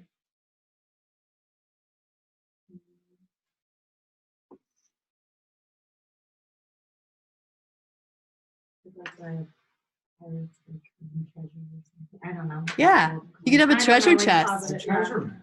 A treasure map. Ooh. Like 20 And they could pieces to get to the.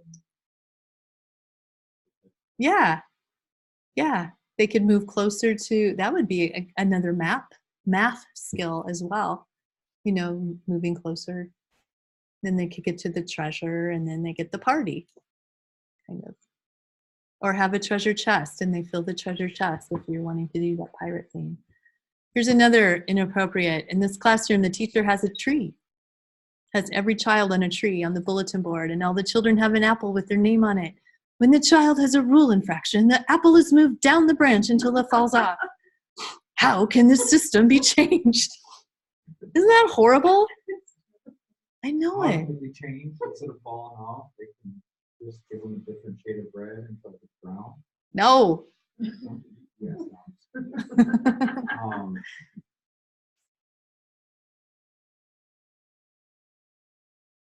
Days till the apples are picked. How would you do that?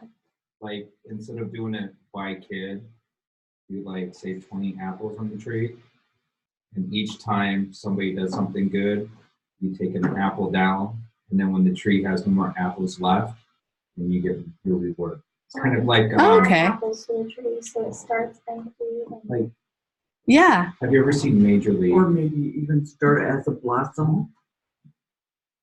I probably have, but I You could don't put them in, remember. you could move the Maybe apples like even into start a as a blossom basket. and then go. Yeah. So they're able to go and look at the basket and see how many apples are in it. All of those are good ways, except the brown apple thing. They're not Sorry. falling. That's true. That's true. When all the apples are brown, then we can have a party when they're all rotten. Don't lose your apple. Mhm. No, but all of those, I mean, you're starting to think positively, and there's probably hundreds of different ways you could do that. That would Like be, a big apple and then a worm, and then each piece to build the worm. You get the full worm. you could do that too. Yeah, you're an out-of-the-box thinker. The key to PBIS is that it's our attitudes and our behavior as adults that has to change in order to make the difference in our classroom. It starts with our attitudes.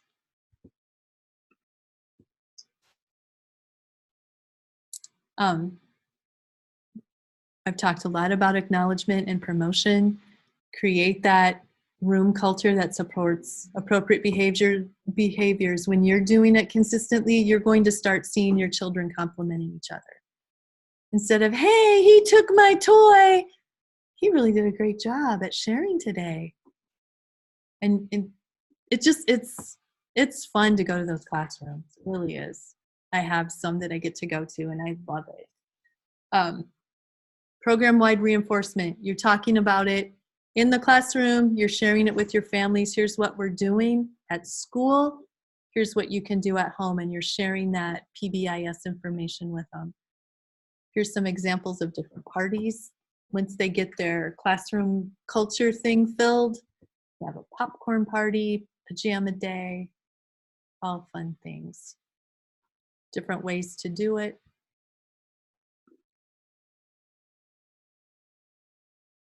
This is just an example of a teacher giving some acknowledgement.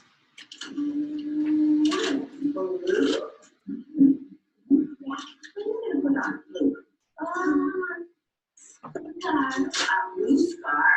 Can you make a sentence for me? What are your blue scar? Very good. Let's find this blue scar. Are these scars? What are they? Yes. Are these scars? No, they're blue. These are scars. Yeah. Okay. And what color do you have to put on? Blue. All right. Here, I'll slide this down and you can put it on. Does it bother you that it was something like that? No. Where's that gonna go on this one? On this one. Where's your name? Thank you. Look, he has a little blue scar. All right. Your turn. Your turn. Kelly, what are you gonna put on?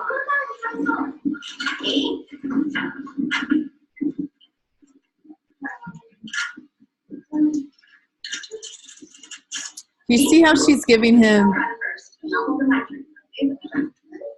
attention?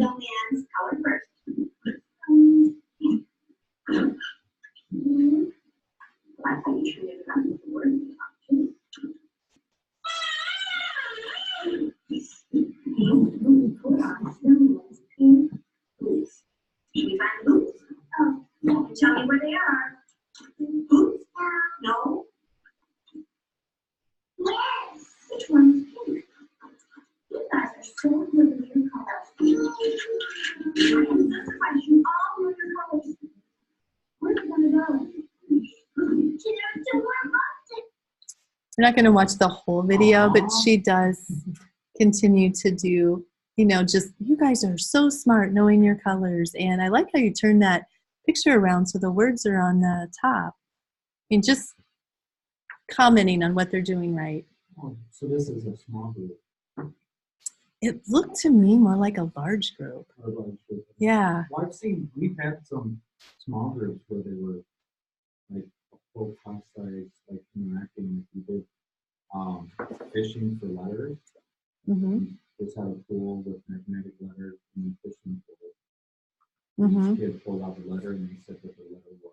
And next time we did it, we'd have them search for their first letter of their name. Okay. And just when I first was watching that, I'm like, oh, wow, this is a long sit for the kids who are just watching.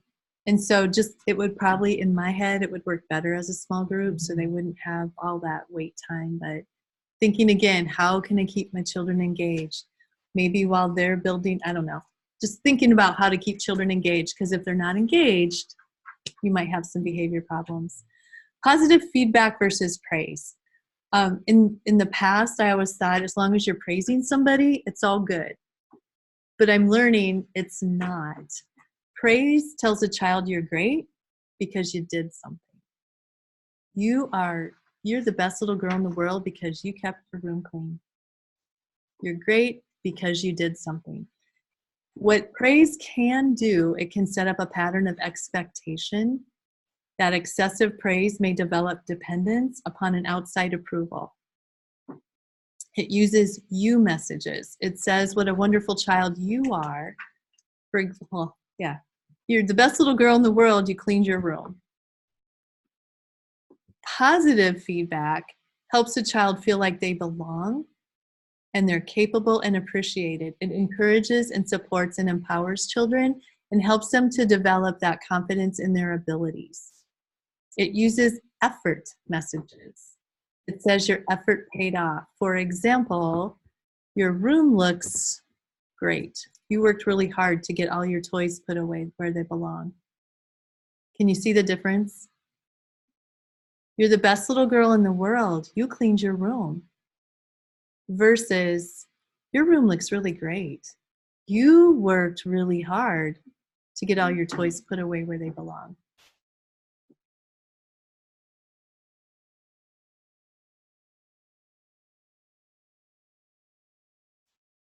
It just think about that for a minute. It took me a while to change my thinking, but I want to change my thinking because I don't want people to feel that they're only great when they do the right thing. I want them to feel, wow, I'm working really hard at doing the right thing. It's more about, did you have a question? No, go ahead. Go ahead. Is positive feedback like growth mindset? It's more growth mindset. Yeah. Yeah. There's, I think I have the video on here. I hope I included that. Yes. So, okay, like I know for the praise, it was like you're the best, or you're the best girl, or instead of saying something like that, instead of like saying, well, you did a great job taking up your room. Mm-hmm. I think that's fine. It's That's when why I you was like, attach. because It's like- when you attach that. You're the best little girl. You're such a smart little. Well, you can say that. Talk more about the effort more than a descriptive of the child. Be more descriptive, commenting on their effort. Go ahead. So if we were to throw like the word like I'm so proud of you, would that be considered praise then, or would that be like I think I use that too. I would say, I'm so proud of you. And then tell them exactly what it is you're proud of them for. I think that's okay. Because I think a little praise is okay too, but I just don't want you to do excessive praise and not just positive descriptive feedback. It's not that praise is horrible. It's just that if my mom always told me, in fact, she did, you're such a good girl. You're always the best little girl. You're such a good girl, blah, blah, blah, blah, blah. And I was, but then when I wasn't a good girl, I don't know. I don't know. Just, when someone didn't tell you you were a good girl? Yeah. I wondered if you were. so now I'm like, well, everybody has to think I'm a good girl or I'm not. You know what I'm saying? You want it to be contingent upon your efforts. That way they're not, that way they can accept others getting positive feedback. Mm-hmm. And you're not saying, well, I did that. I Right. did this. Yeah. What about Like, me? well- What about me? Hey, I'm supposed to be favorite. Guidelines for using positive descriptive feedback. For number one, it needs to be positive, and it should be contingent upon the appropriate behavior. Descriptive, tell them exactly what it was you saw that you are proud of. And what we are truly supposed to do is talk to them about, aren't you proud? I bet you're so proud of how you put your coat on by yourself. And I'm even trying to keep it off of me that I'm so proud of you. Sometimes I still do it, but sometimes I'll say, I bet you're just so proud you put that coat, you put one sleeve of your coat on all by yourself. That's amazing. I bet you're so proud. I can't wait to tell your mom or dad or whoever. Yes. Okay, and I'm only asking this because it's happened in our room where we give like a positive praise or a praise Mm-hmm. to a student, not even a minute later, he does something else. We have to address the behavior like they had another student. Mm-hmm. How do we transition into that from that, you know, because like in their mind, they're like, well, you just said I did this great. You just say, well, I know you did this great. They still did a great thing. Yeah. What they did before was they did it right before. And we have to we're going to make mistakes. Well, it's just So, sometimes their look, like when they're like, and "Wait, sometimes, what? I thought I was untouchable type of look. Like sometimes wait, stop. they'll do something and that's where the praise, it's like, that's not me. My mom tells me all the time I'm a bad person. No, I had a kid one time in my class and he says, I'm naughty. I said, you're not naughty. He goes, yeah, my mom said I'm naughty. So then, therefore, he became naughty. I mean, he always had to be the naughty kid. And like, you're not naughty. You make some bad decisions sometimes. I said, but you're not naughty. I don't have naughty kids in my class. So sometimes if you're saying, wow, you did really good at blah, blah, blah. And he's in his mind, he's like, that's not me. I got to be me, because we're changing what we're doing, but he's not changed yet. That's where we really need that pairing with the families and let them know whatever it is you tell your children they are, they become. So please tell them what you want them to become. If you want your child to be the naughty one, he will become the naughty one. So what do you want? What adjective do you want to use to describe your child that's positive? And we will make sure we use that at school too.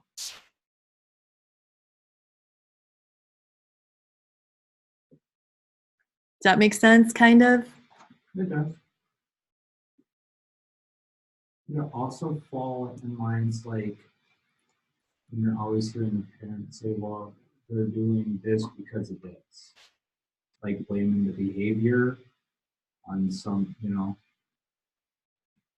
would that be also like the same thing? Give me an example. They're doing this because their dog died. Yeah, something like that. It could be. And how can we help them through it? I just feel like that person never really like looks into the problem. There's always an excuse. But I've also heard that person say, "Oh, he's a bad boy," and I've heard her say it in front of him, and I think that's why he's like that. And I think we need to educate our parents and our staff, because I hear staff people talking, "Oh yeah, you get Johnny next year, have fun." And Johnny may have heard you say that, or the other kids heard you say that. So, but I think it's just having those conversations, and maybe when you have your home visits, if you guys do home visits, and just kind of talk about your classroom and talk about some of this stuff and say, what adjective do you want me to, how do you want me to see your child? Because however you want me to see him in a positive way, I will see him or her that way. I think that's one of the hard things about being a teacher is sometimes you don't see the same parents. Like I have a parent that just is adamant she wants a child on the home. It's doing wonderful in the classroom. I don't know why you want him on a, you know what I mean? Like I think she's so like she has the behaviors at home, but we don't have them at school, and it's like no, like he's doing everything his peers are doing, and but yet she's one of those that like on social media and stuff will put about like how horrible he is, and he doesn't want to do something the whole family can't do anything, and it kind of drives me crazy because I'm like, you could just, I don't know, get a different mindset about the child. Like, it's almost like she wants him to struggle, which is kind of disturbing to me. There are some parents like that. And that's really that's hard because you're just battling that. I mean, right. I don't battle her because I'm not. Kind of get to the point where you're like that parent, you're not gonna be able to reason with them, but you just do the best of them when they're in your care. And maybe they need some counseling, not in school. Maybe she's that person that would approach Jill when she's 30 enough to be enough. Yeah. Yeah.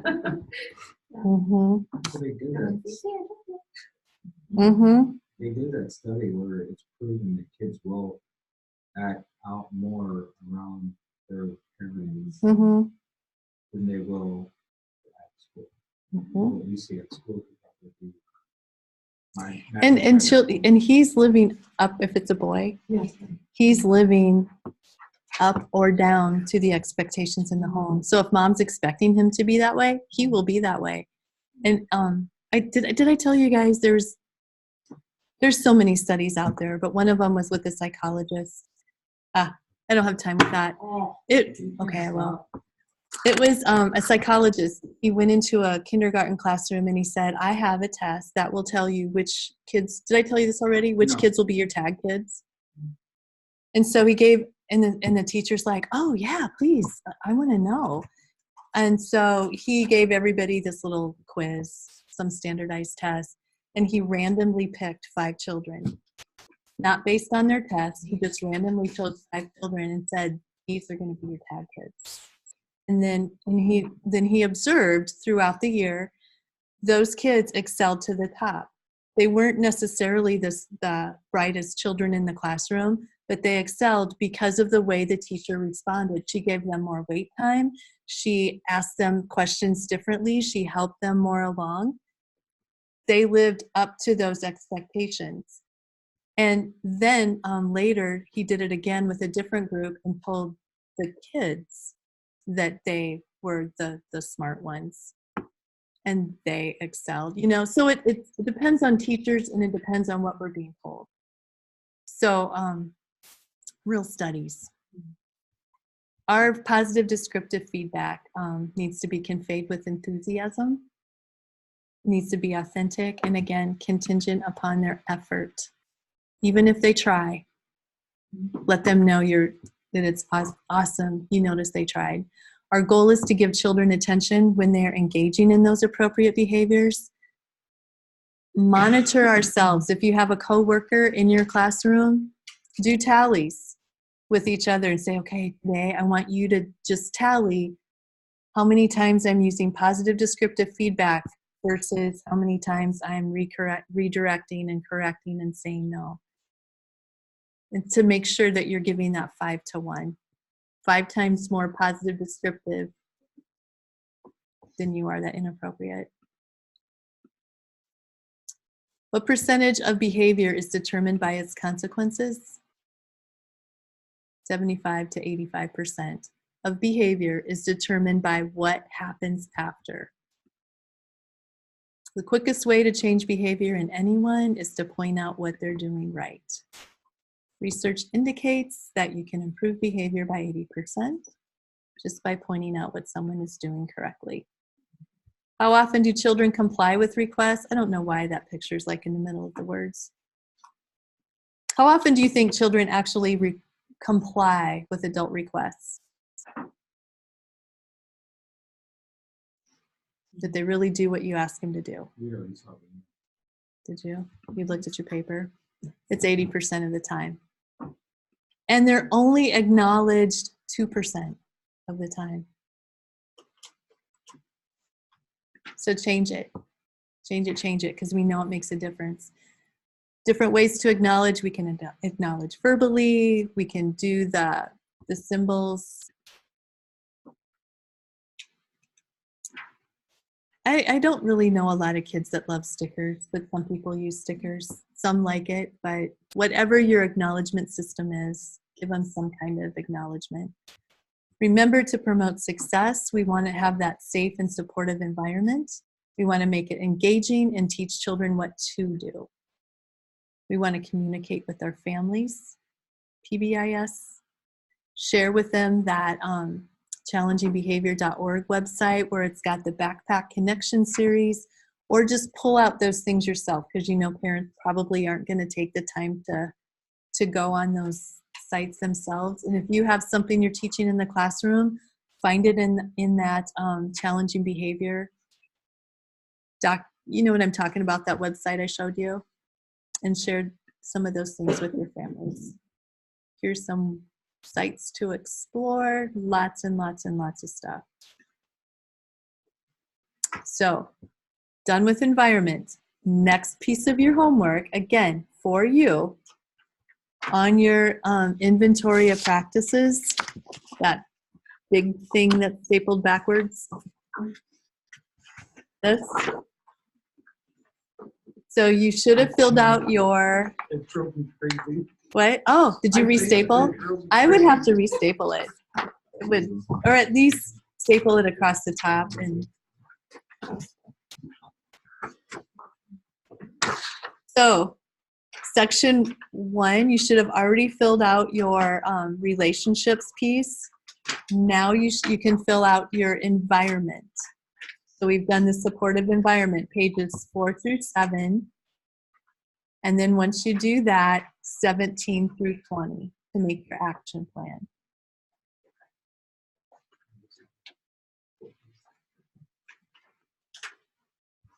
Questions?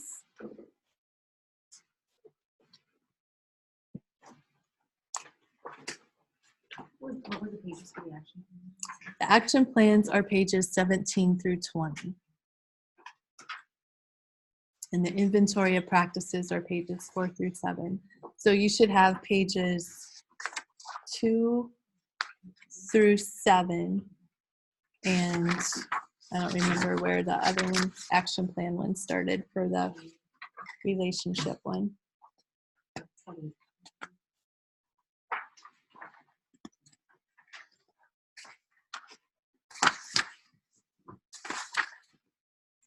Okay. So yeah, the action plan, so you should have by next time 15 through 20 completed. So transitions, the matrix with the expectations and rules matrix, and this.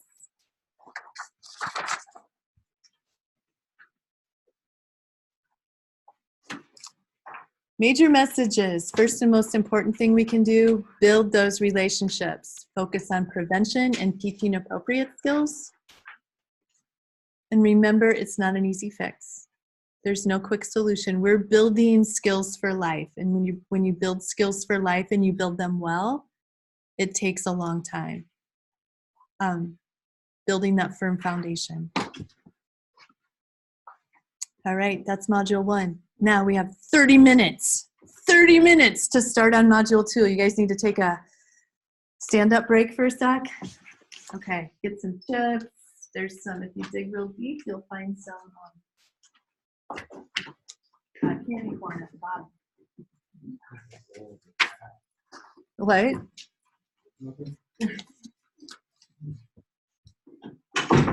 Yeah, if you guys need to take a 5-minute break, take a break. Yeah. Oh. Are you going to San Juan Centers? Yes. Are you? I will only be there on Saturday.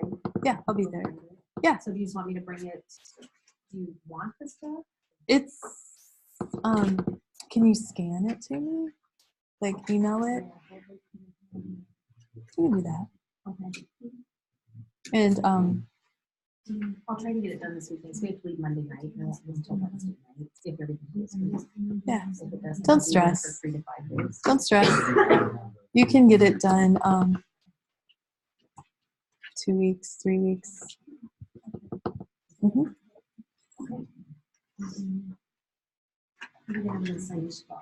No, because next week's the last. Next week is the last one. Oh, speaking of next week, usually what I do on the last night is we kind of have like a pizza party. Do you want me to order pizza from, what is the place right across the street? Jerry's Pizza. Raise your hand if you're in. In? Okay. What are your favorite types of pizza? Everything. Okay. No fish pizza. So we've got a supreme. Any, what else do people like? Pepperoni?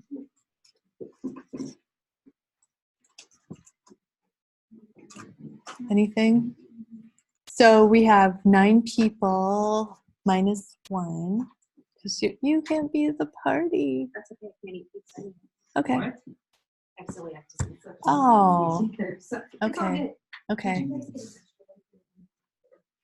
No, we do not. Thank you.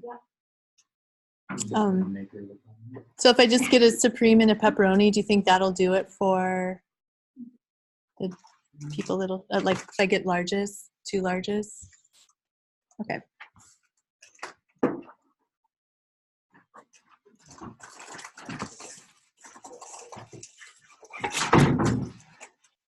Laura, don't bring lunch next time. We're having a pizza party.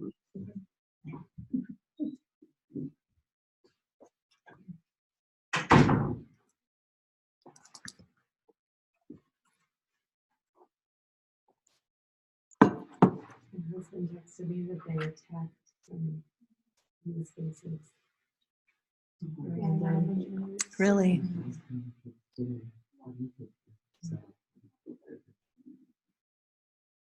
Like in America or overseas? And I just makes me nervous, like knowing people that could be Deployed? Yeah.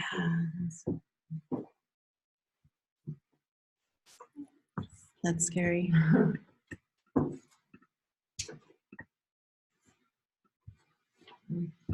Yeah, it said they attacked 2 Iraqi bases housing U.S. forces.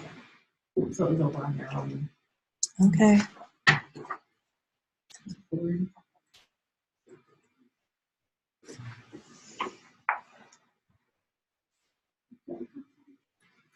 In the beginning, yeah.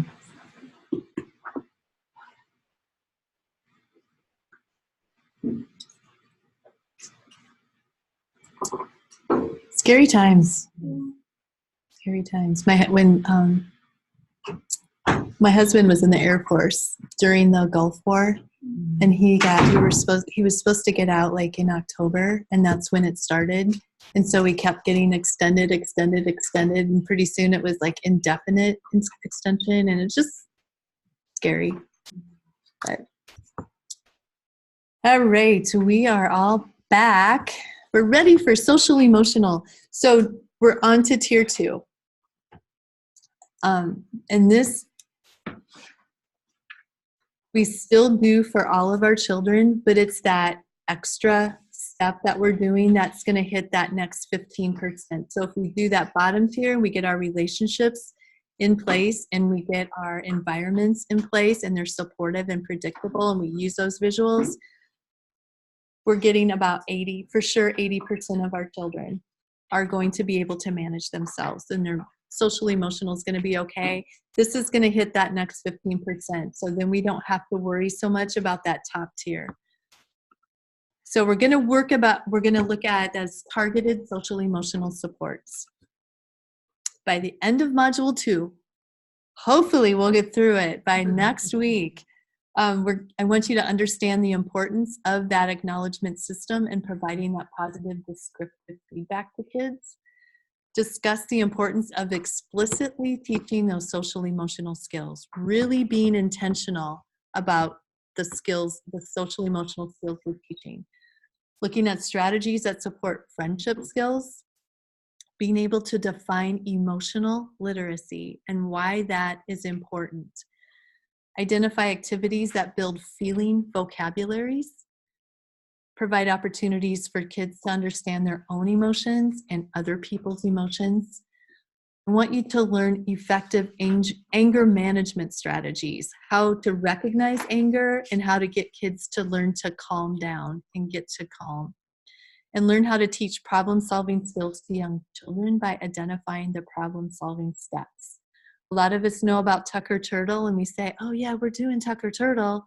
But are we really looking at the steps of problem solving and actually realizing, ooh, I'm angry. I have a problem. This happened and I'm angry. I need to identify that, realize there's a problem, go inside my shell. I stop, I go inside my shell, I think about it, I come up with a solution, and then I try it out. Those are the steps. So these are our topics.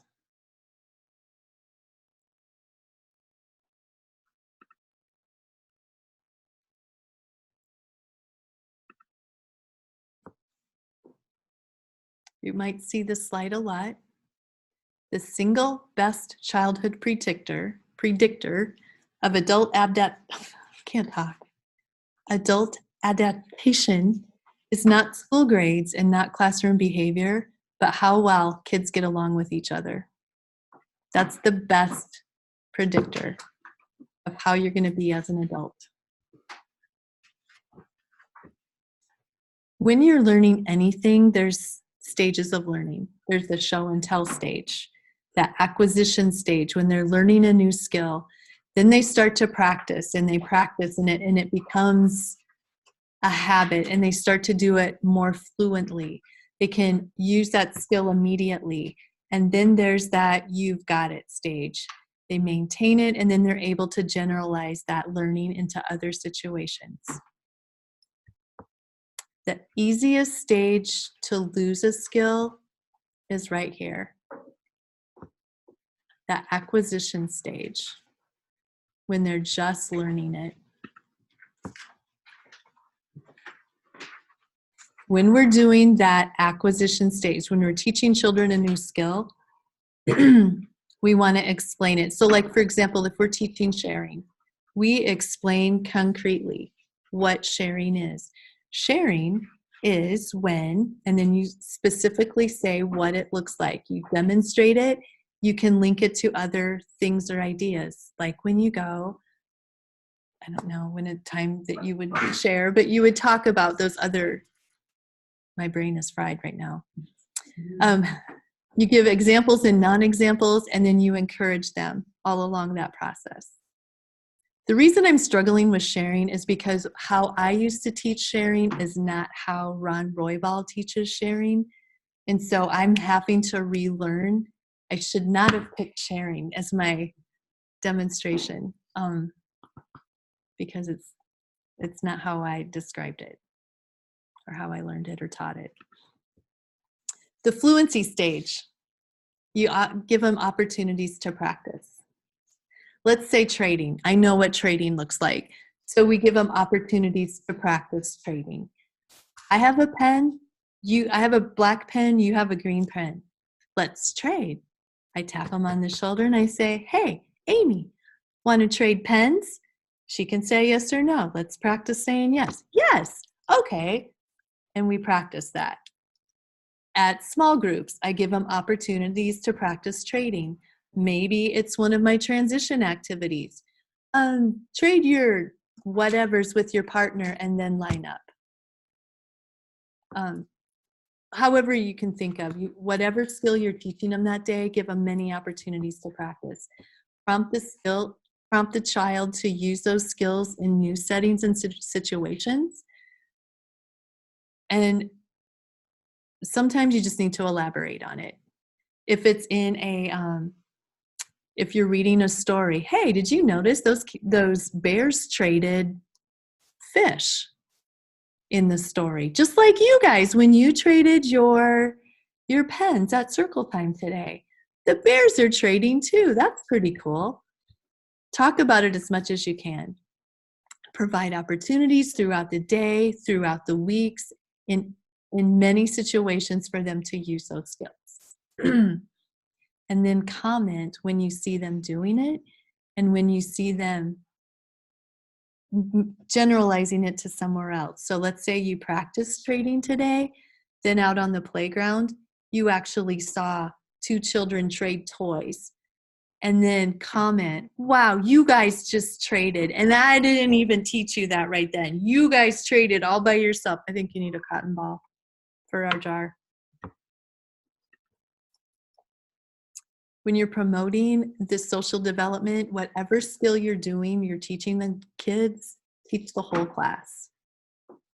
Teach the whole class. It could be at circle time. You can reinforce it at center time, small groups.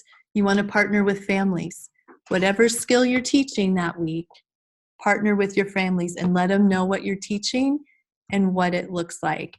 And maybe say, hey, if you see your child trading or whatever the skill is at home, let me know. Let me know so we can talk about it.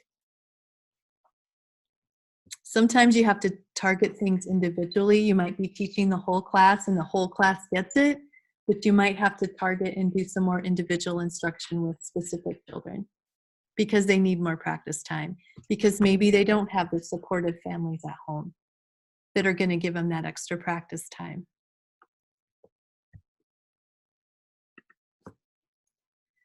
When you individualize it, you identify the skills you're going to target, and then you just provide what they need.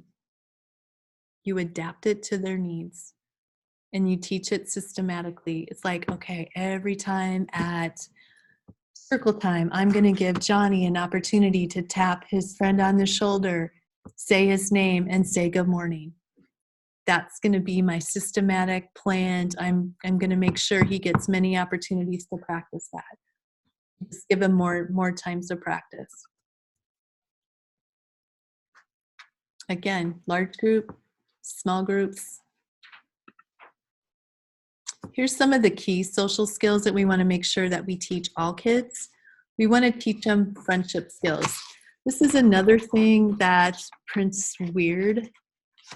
Every time I send it, I always have it looking nice, and then it comes out with these big fat bullets that don't look nice.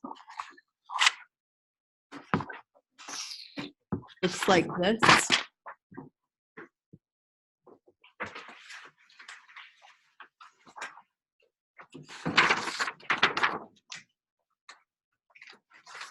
So we want to teach friendship skills, we want to teach anger management and impulse control, and then also problem solving. Those are the big ones. And we'll get to the friendship skills one in a little bit, maybe tonight, for sure next week. So I want you to think about children who are well-liked. What do you notice about their behavior that makes those children that are well-liked, what makes it about them that's easy for kids to have, for them to be liked and have friends?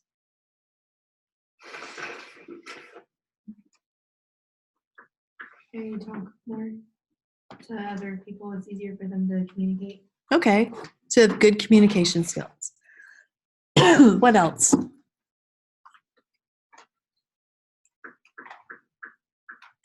They usually don't get like super worked up about a lot of things. Like might be sometimes, but usually they're pretty laid back. Like, even keeled. Okay, so they kind of go with the flow. Yeah. What else? Those popular kids, what makes everybody drawn to them?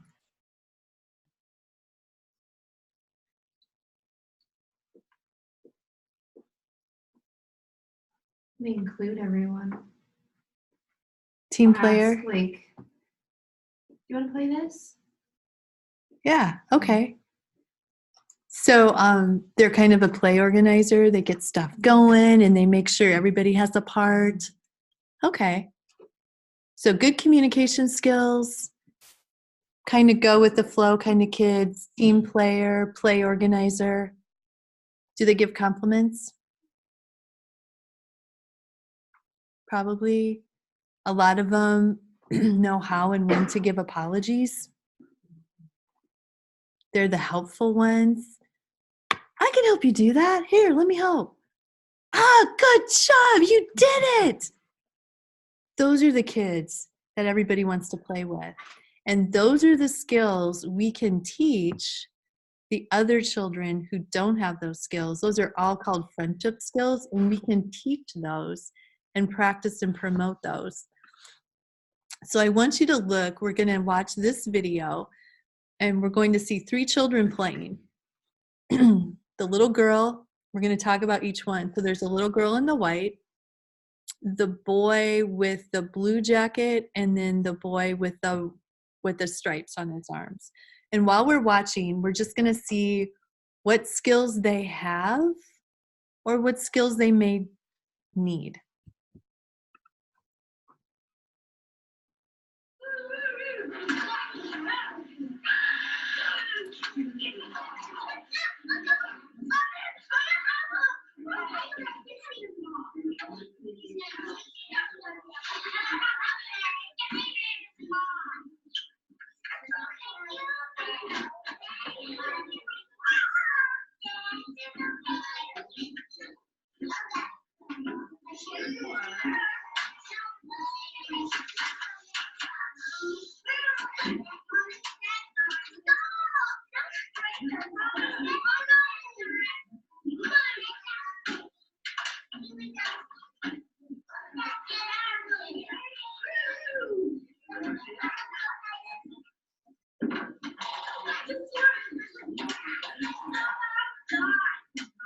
You are strong. I can see you live the chair. When you finish.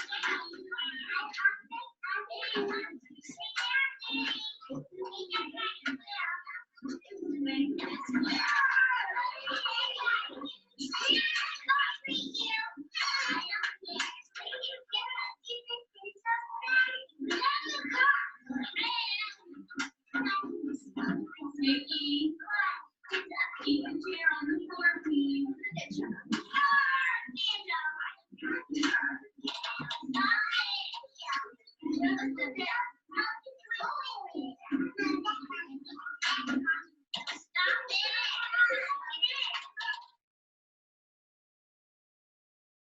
So look at the little girl with the white shirt. What skills did she have? She was able to walk away from it and go to a different position to avoid the conflict of it. Mm-hmm. Just kind of went with the flow, kind of like the one, like things really didn't bother her too much. How about this little guy? He just wasn't fazed by anything, I don't think. And he said a few times, stop it, stop it. But he still kept his body safe. He still was able to play, still kind of in control, a little bit ignoring. How about this guy? It's hard for him to interject himself. What did he plays want? around. He wanted to play with them. Yeah. You can tell that just by it's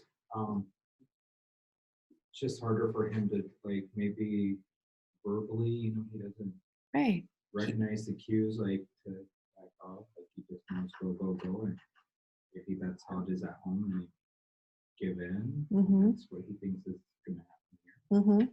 He didn't ask. He just lacked the skills to ask for Right. to join in. So as a teacher, what does he need? What do we need to help him do?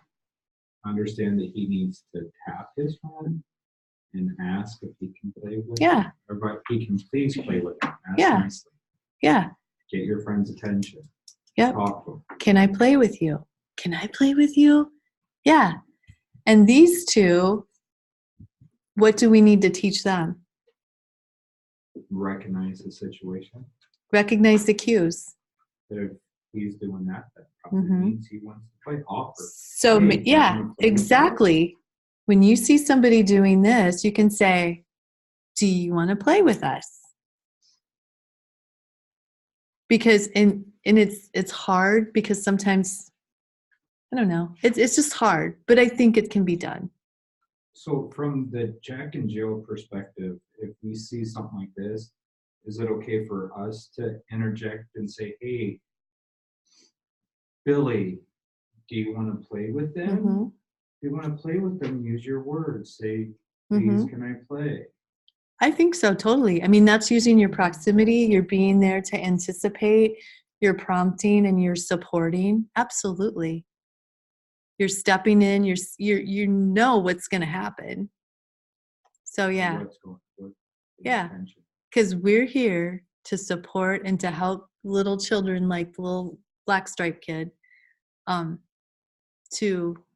We want to help support them and get him some friends. Because we know children who have friends in school are going to be able to be more successful as an adult. So we want to make sure every child has friends. And so we want to make sure we give them those skills. And if they are successful as adults, our society as a whole is going to be better off.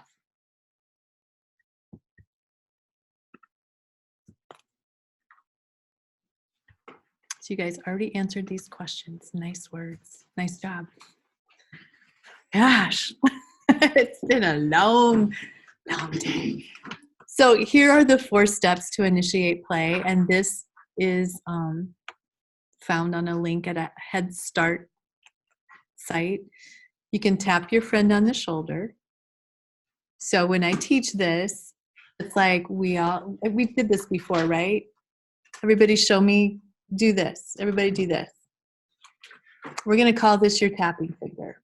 I want you to take your tapping finger and tap your head 3 times. Ready? 1, 2, 3. 1 tapping finger. 1, 2, 3. Ooh, I wonder where it's from now. Ooh, still Chicago. Woo! Come on. You can add 15 minutes. And then take your tapping finger and tap your lips 3 times. 1, 2, 3. And then you just tap different body parts 3 times, 3 times, 3 times.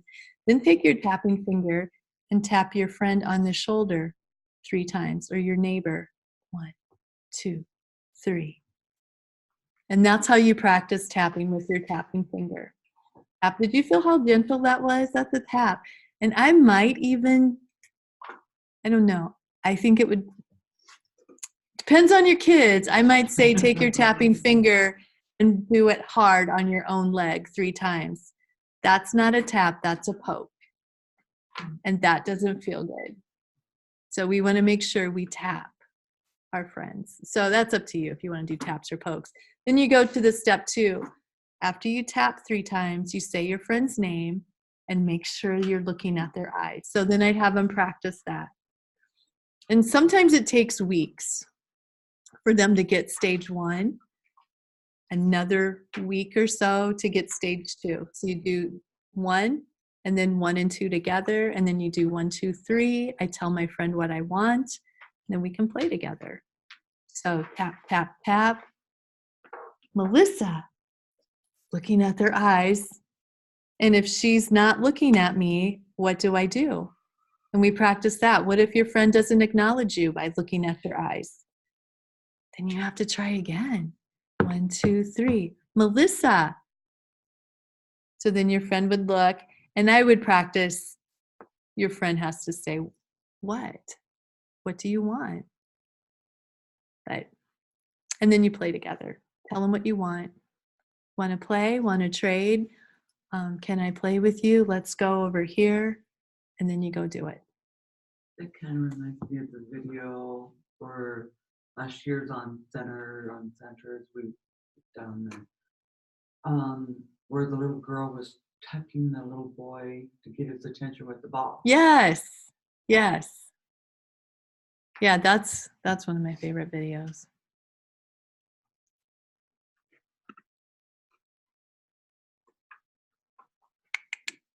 Okay. So when we're promoting social interactions, we want to give kids many opportunities to have interactions together with our small classrooms, and many children, they probably do get a lot of opportunities. So you create those opportunities for children to interact. Think about how you position your children, who you put by who. Promote them to look at each other when they're talking. One of the teachers I work with, whoever is the speaker, like in circle time, she tells them, when you're the speaker at the audience, everybody else needs to look at the speaker. And so if she sees children not doing it, she'll say, oh, just a minute, guys, just a minute. Jackson's talking. Everybody needs to look at Jackson. He's the speaker right now. And so she's just promoting on all the time for whoever the speaker is to look at each other. Remind them to use their names, each other's names, and or physical contact. If the child gets no response when they tap, remind them to try again. Remind them to play with their classmates. Play with your classmates or friends, if you want to call them friends, and give children the words or the phrases to say. Sometimes we say, use your words, but they don't know what words to say. It's like, okay, I don't know. What am I supposed to say? So make sure we give them the words to say.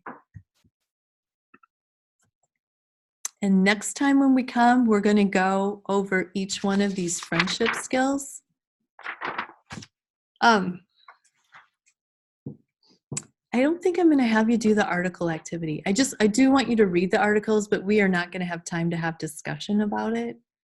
Like usually I have like 15 minutes or 20 minutes that we discuss the articles.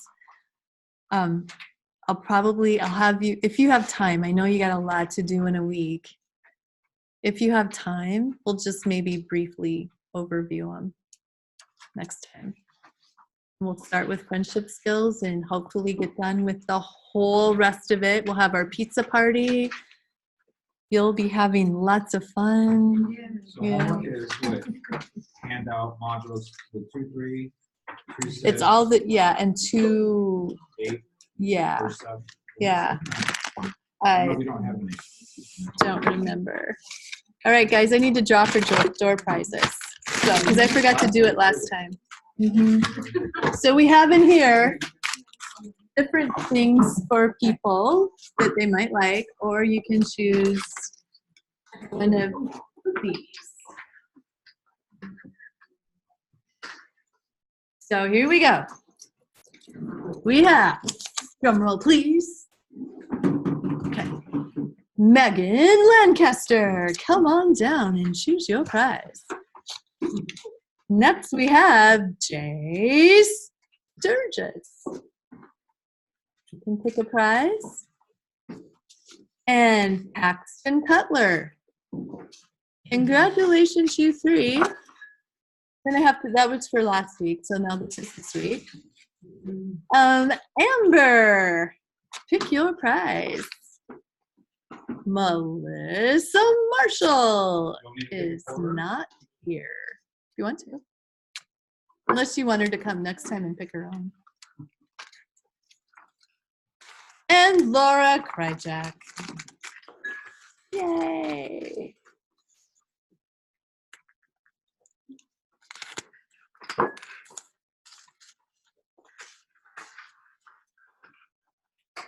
Have a great week. And see you next week. Come a little bit early if you want to. I'll have the pizza here. I'll try to have the pizza here by 5:15. Bring your own beverage. I was telling Amber today, we were talking to the kids, how do you treat your friends or how do you take care of your friends? And one little telling them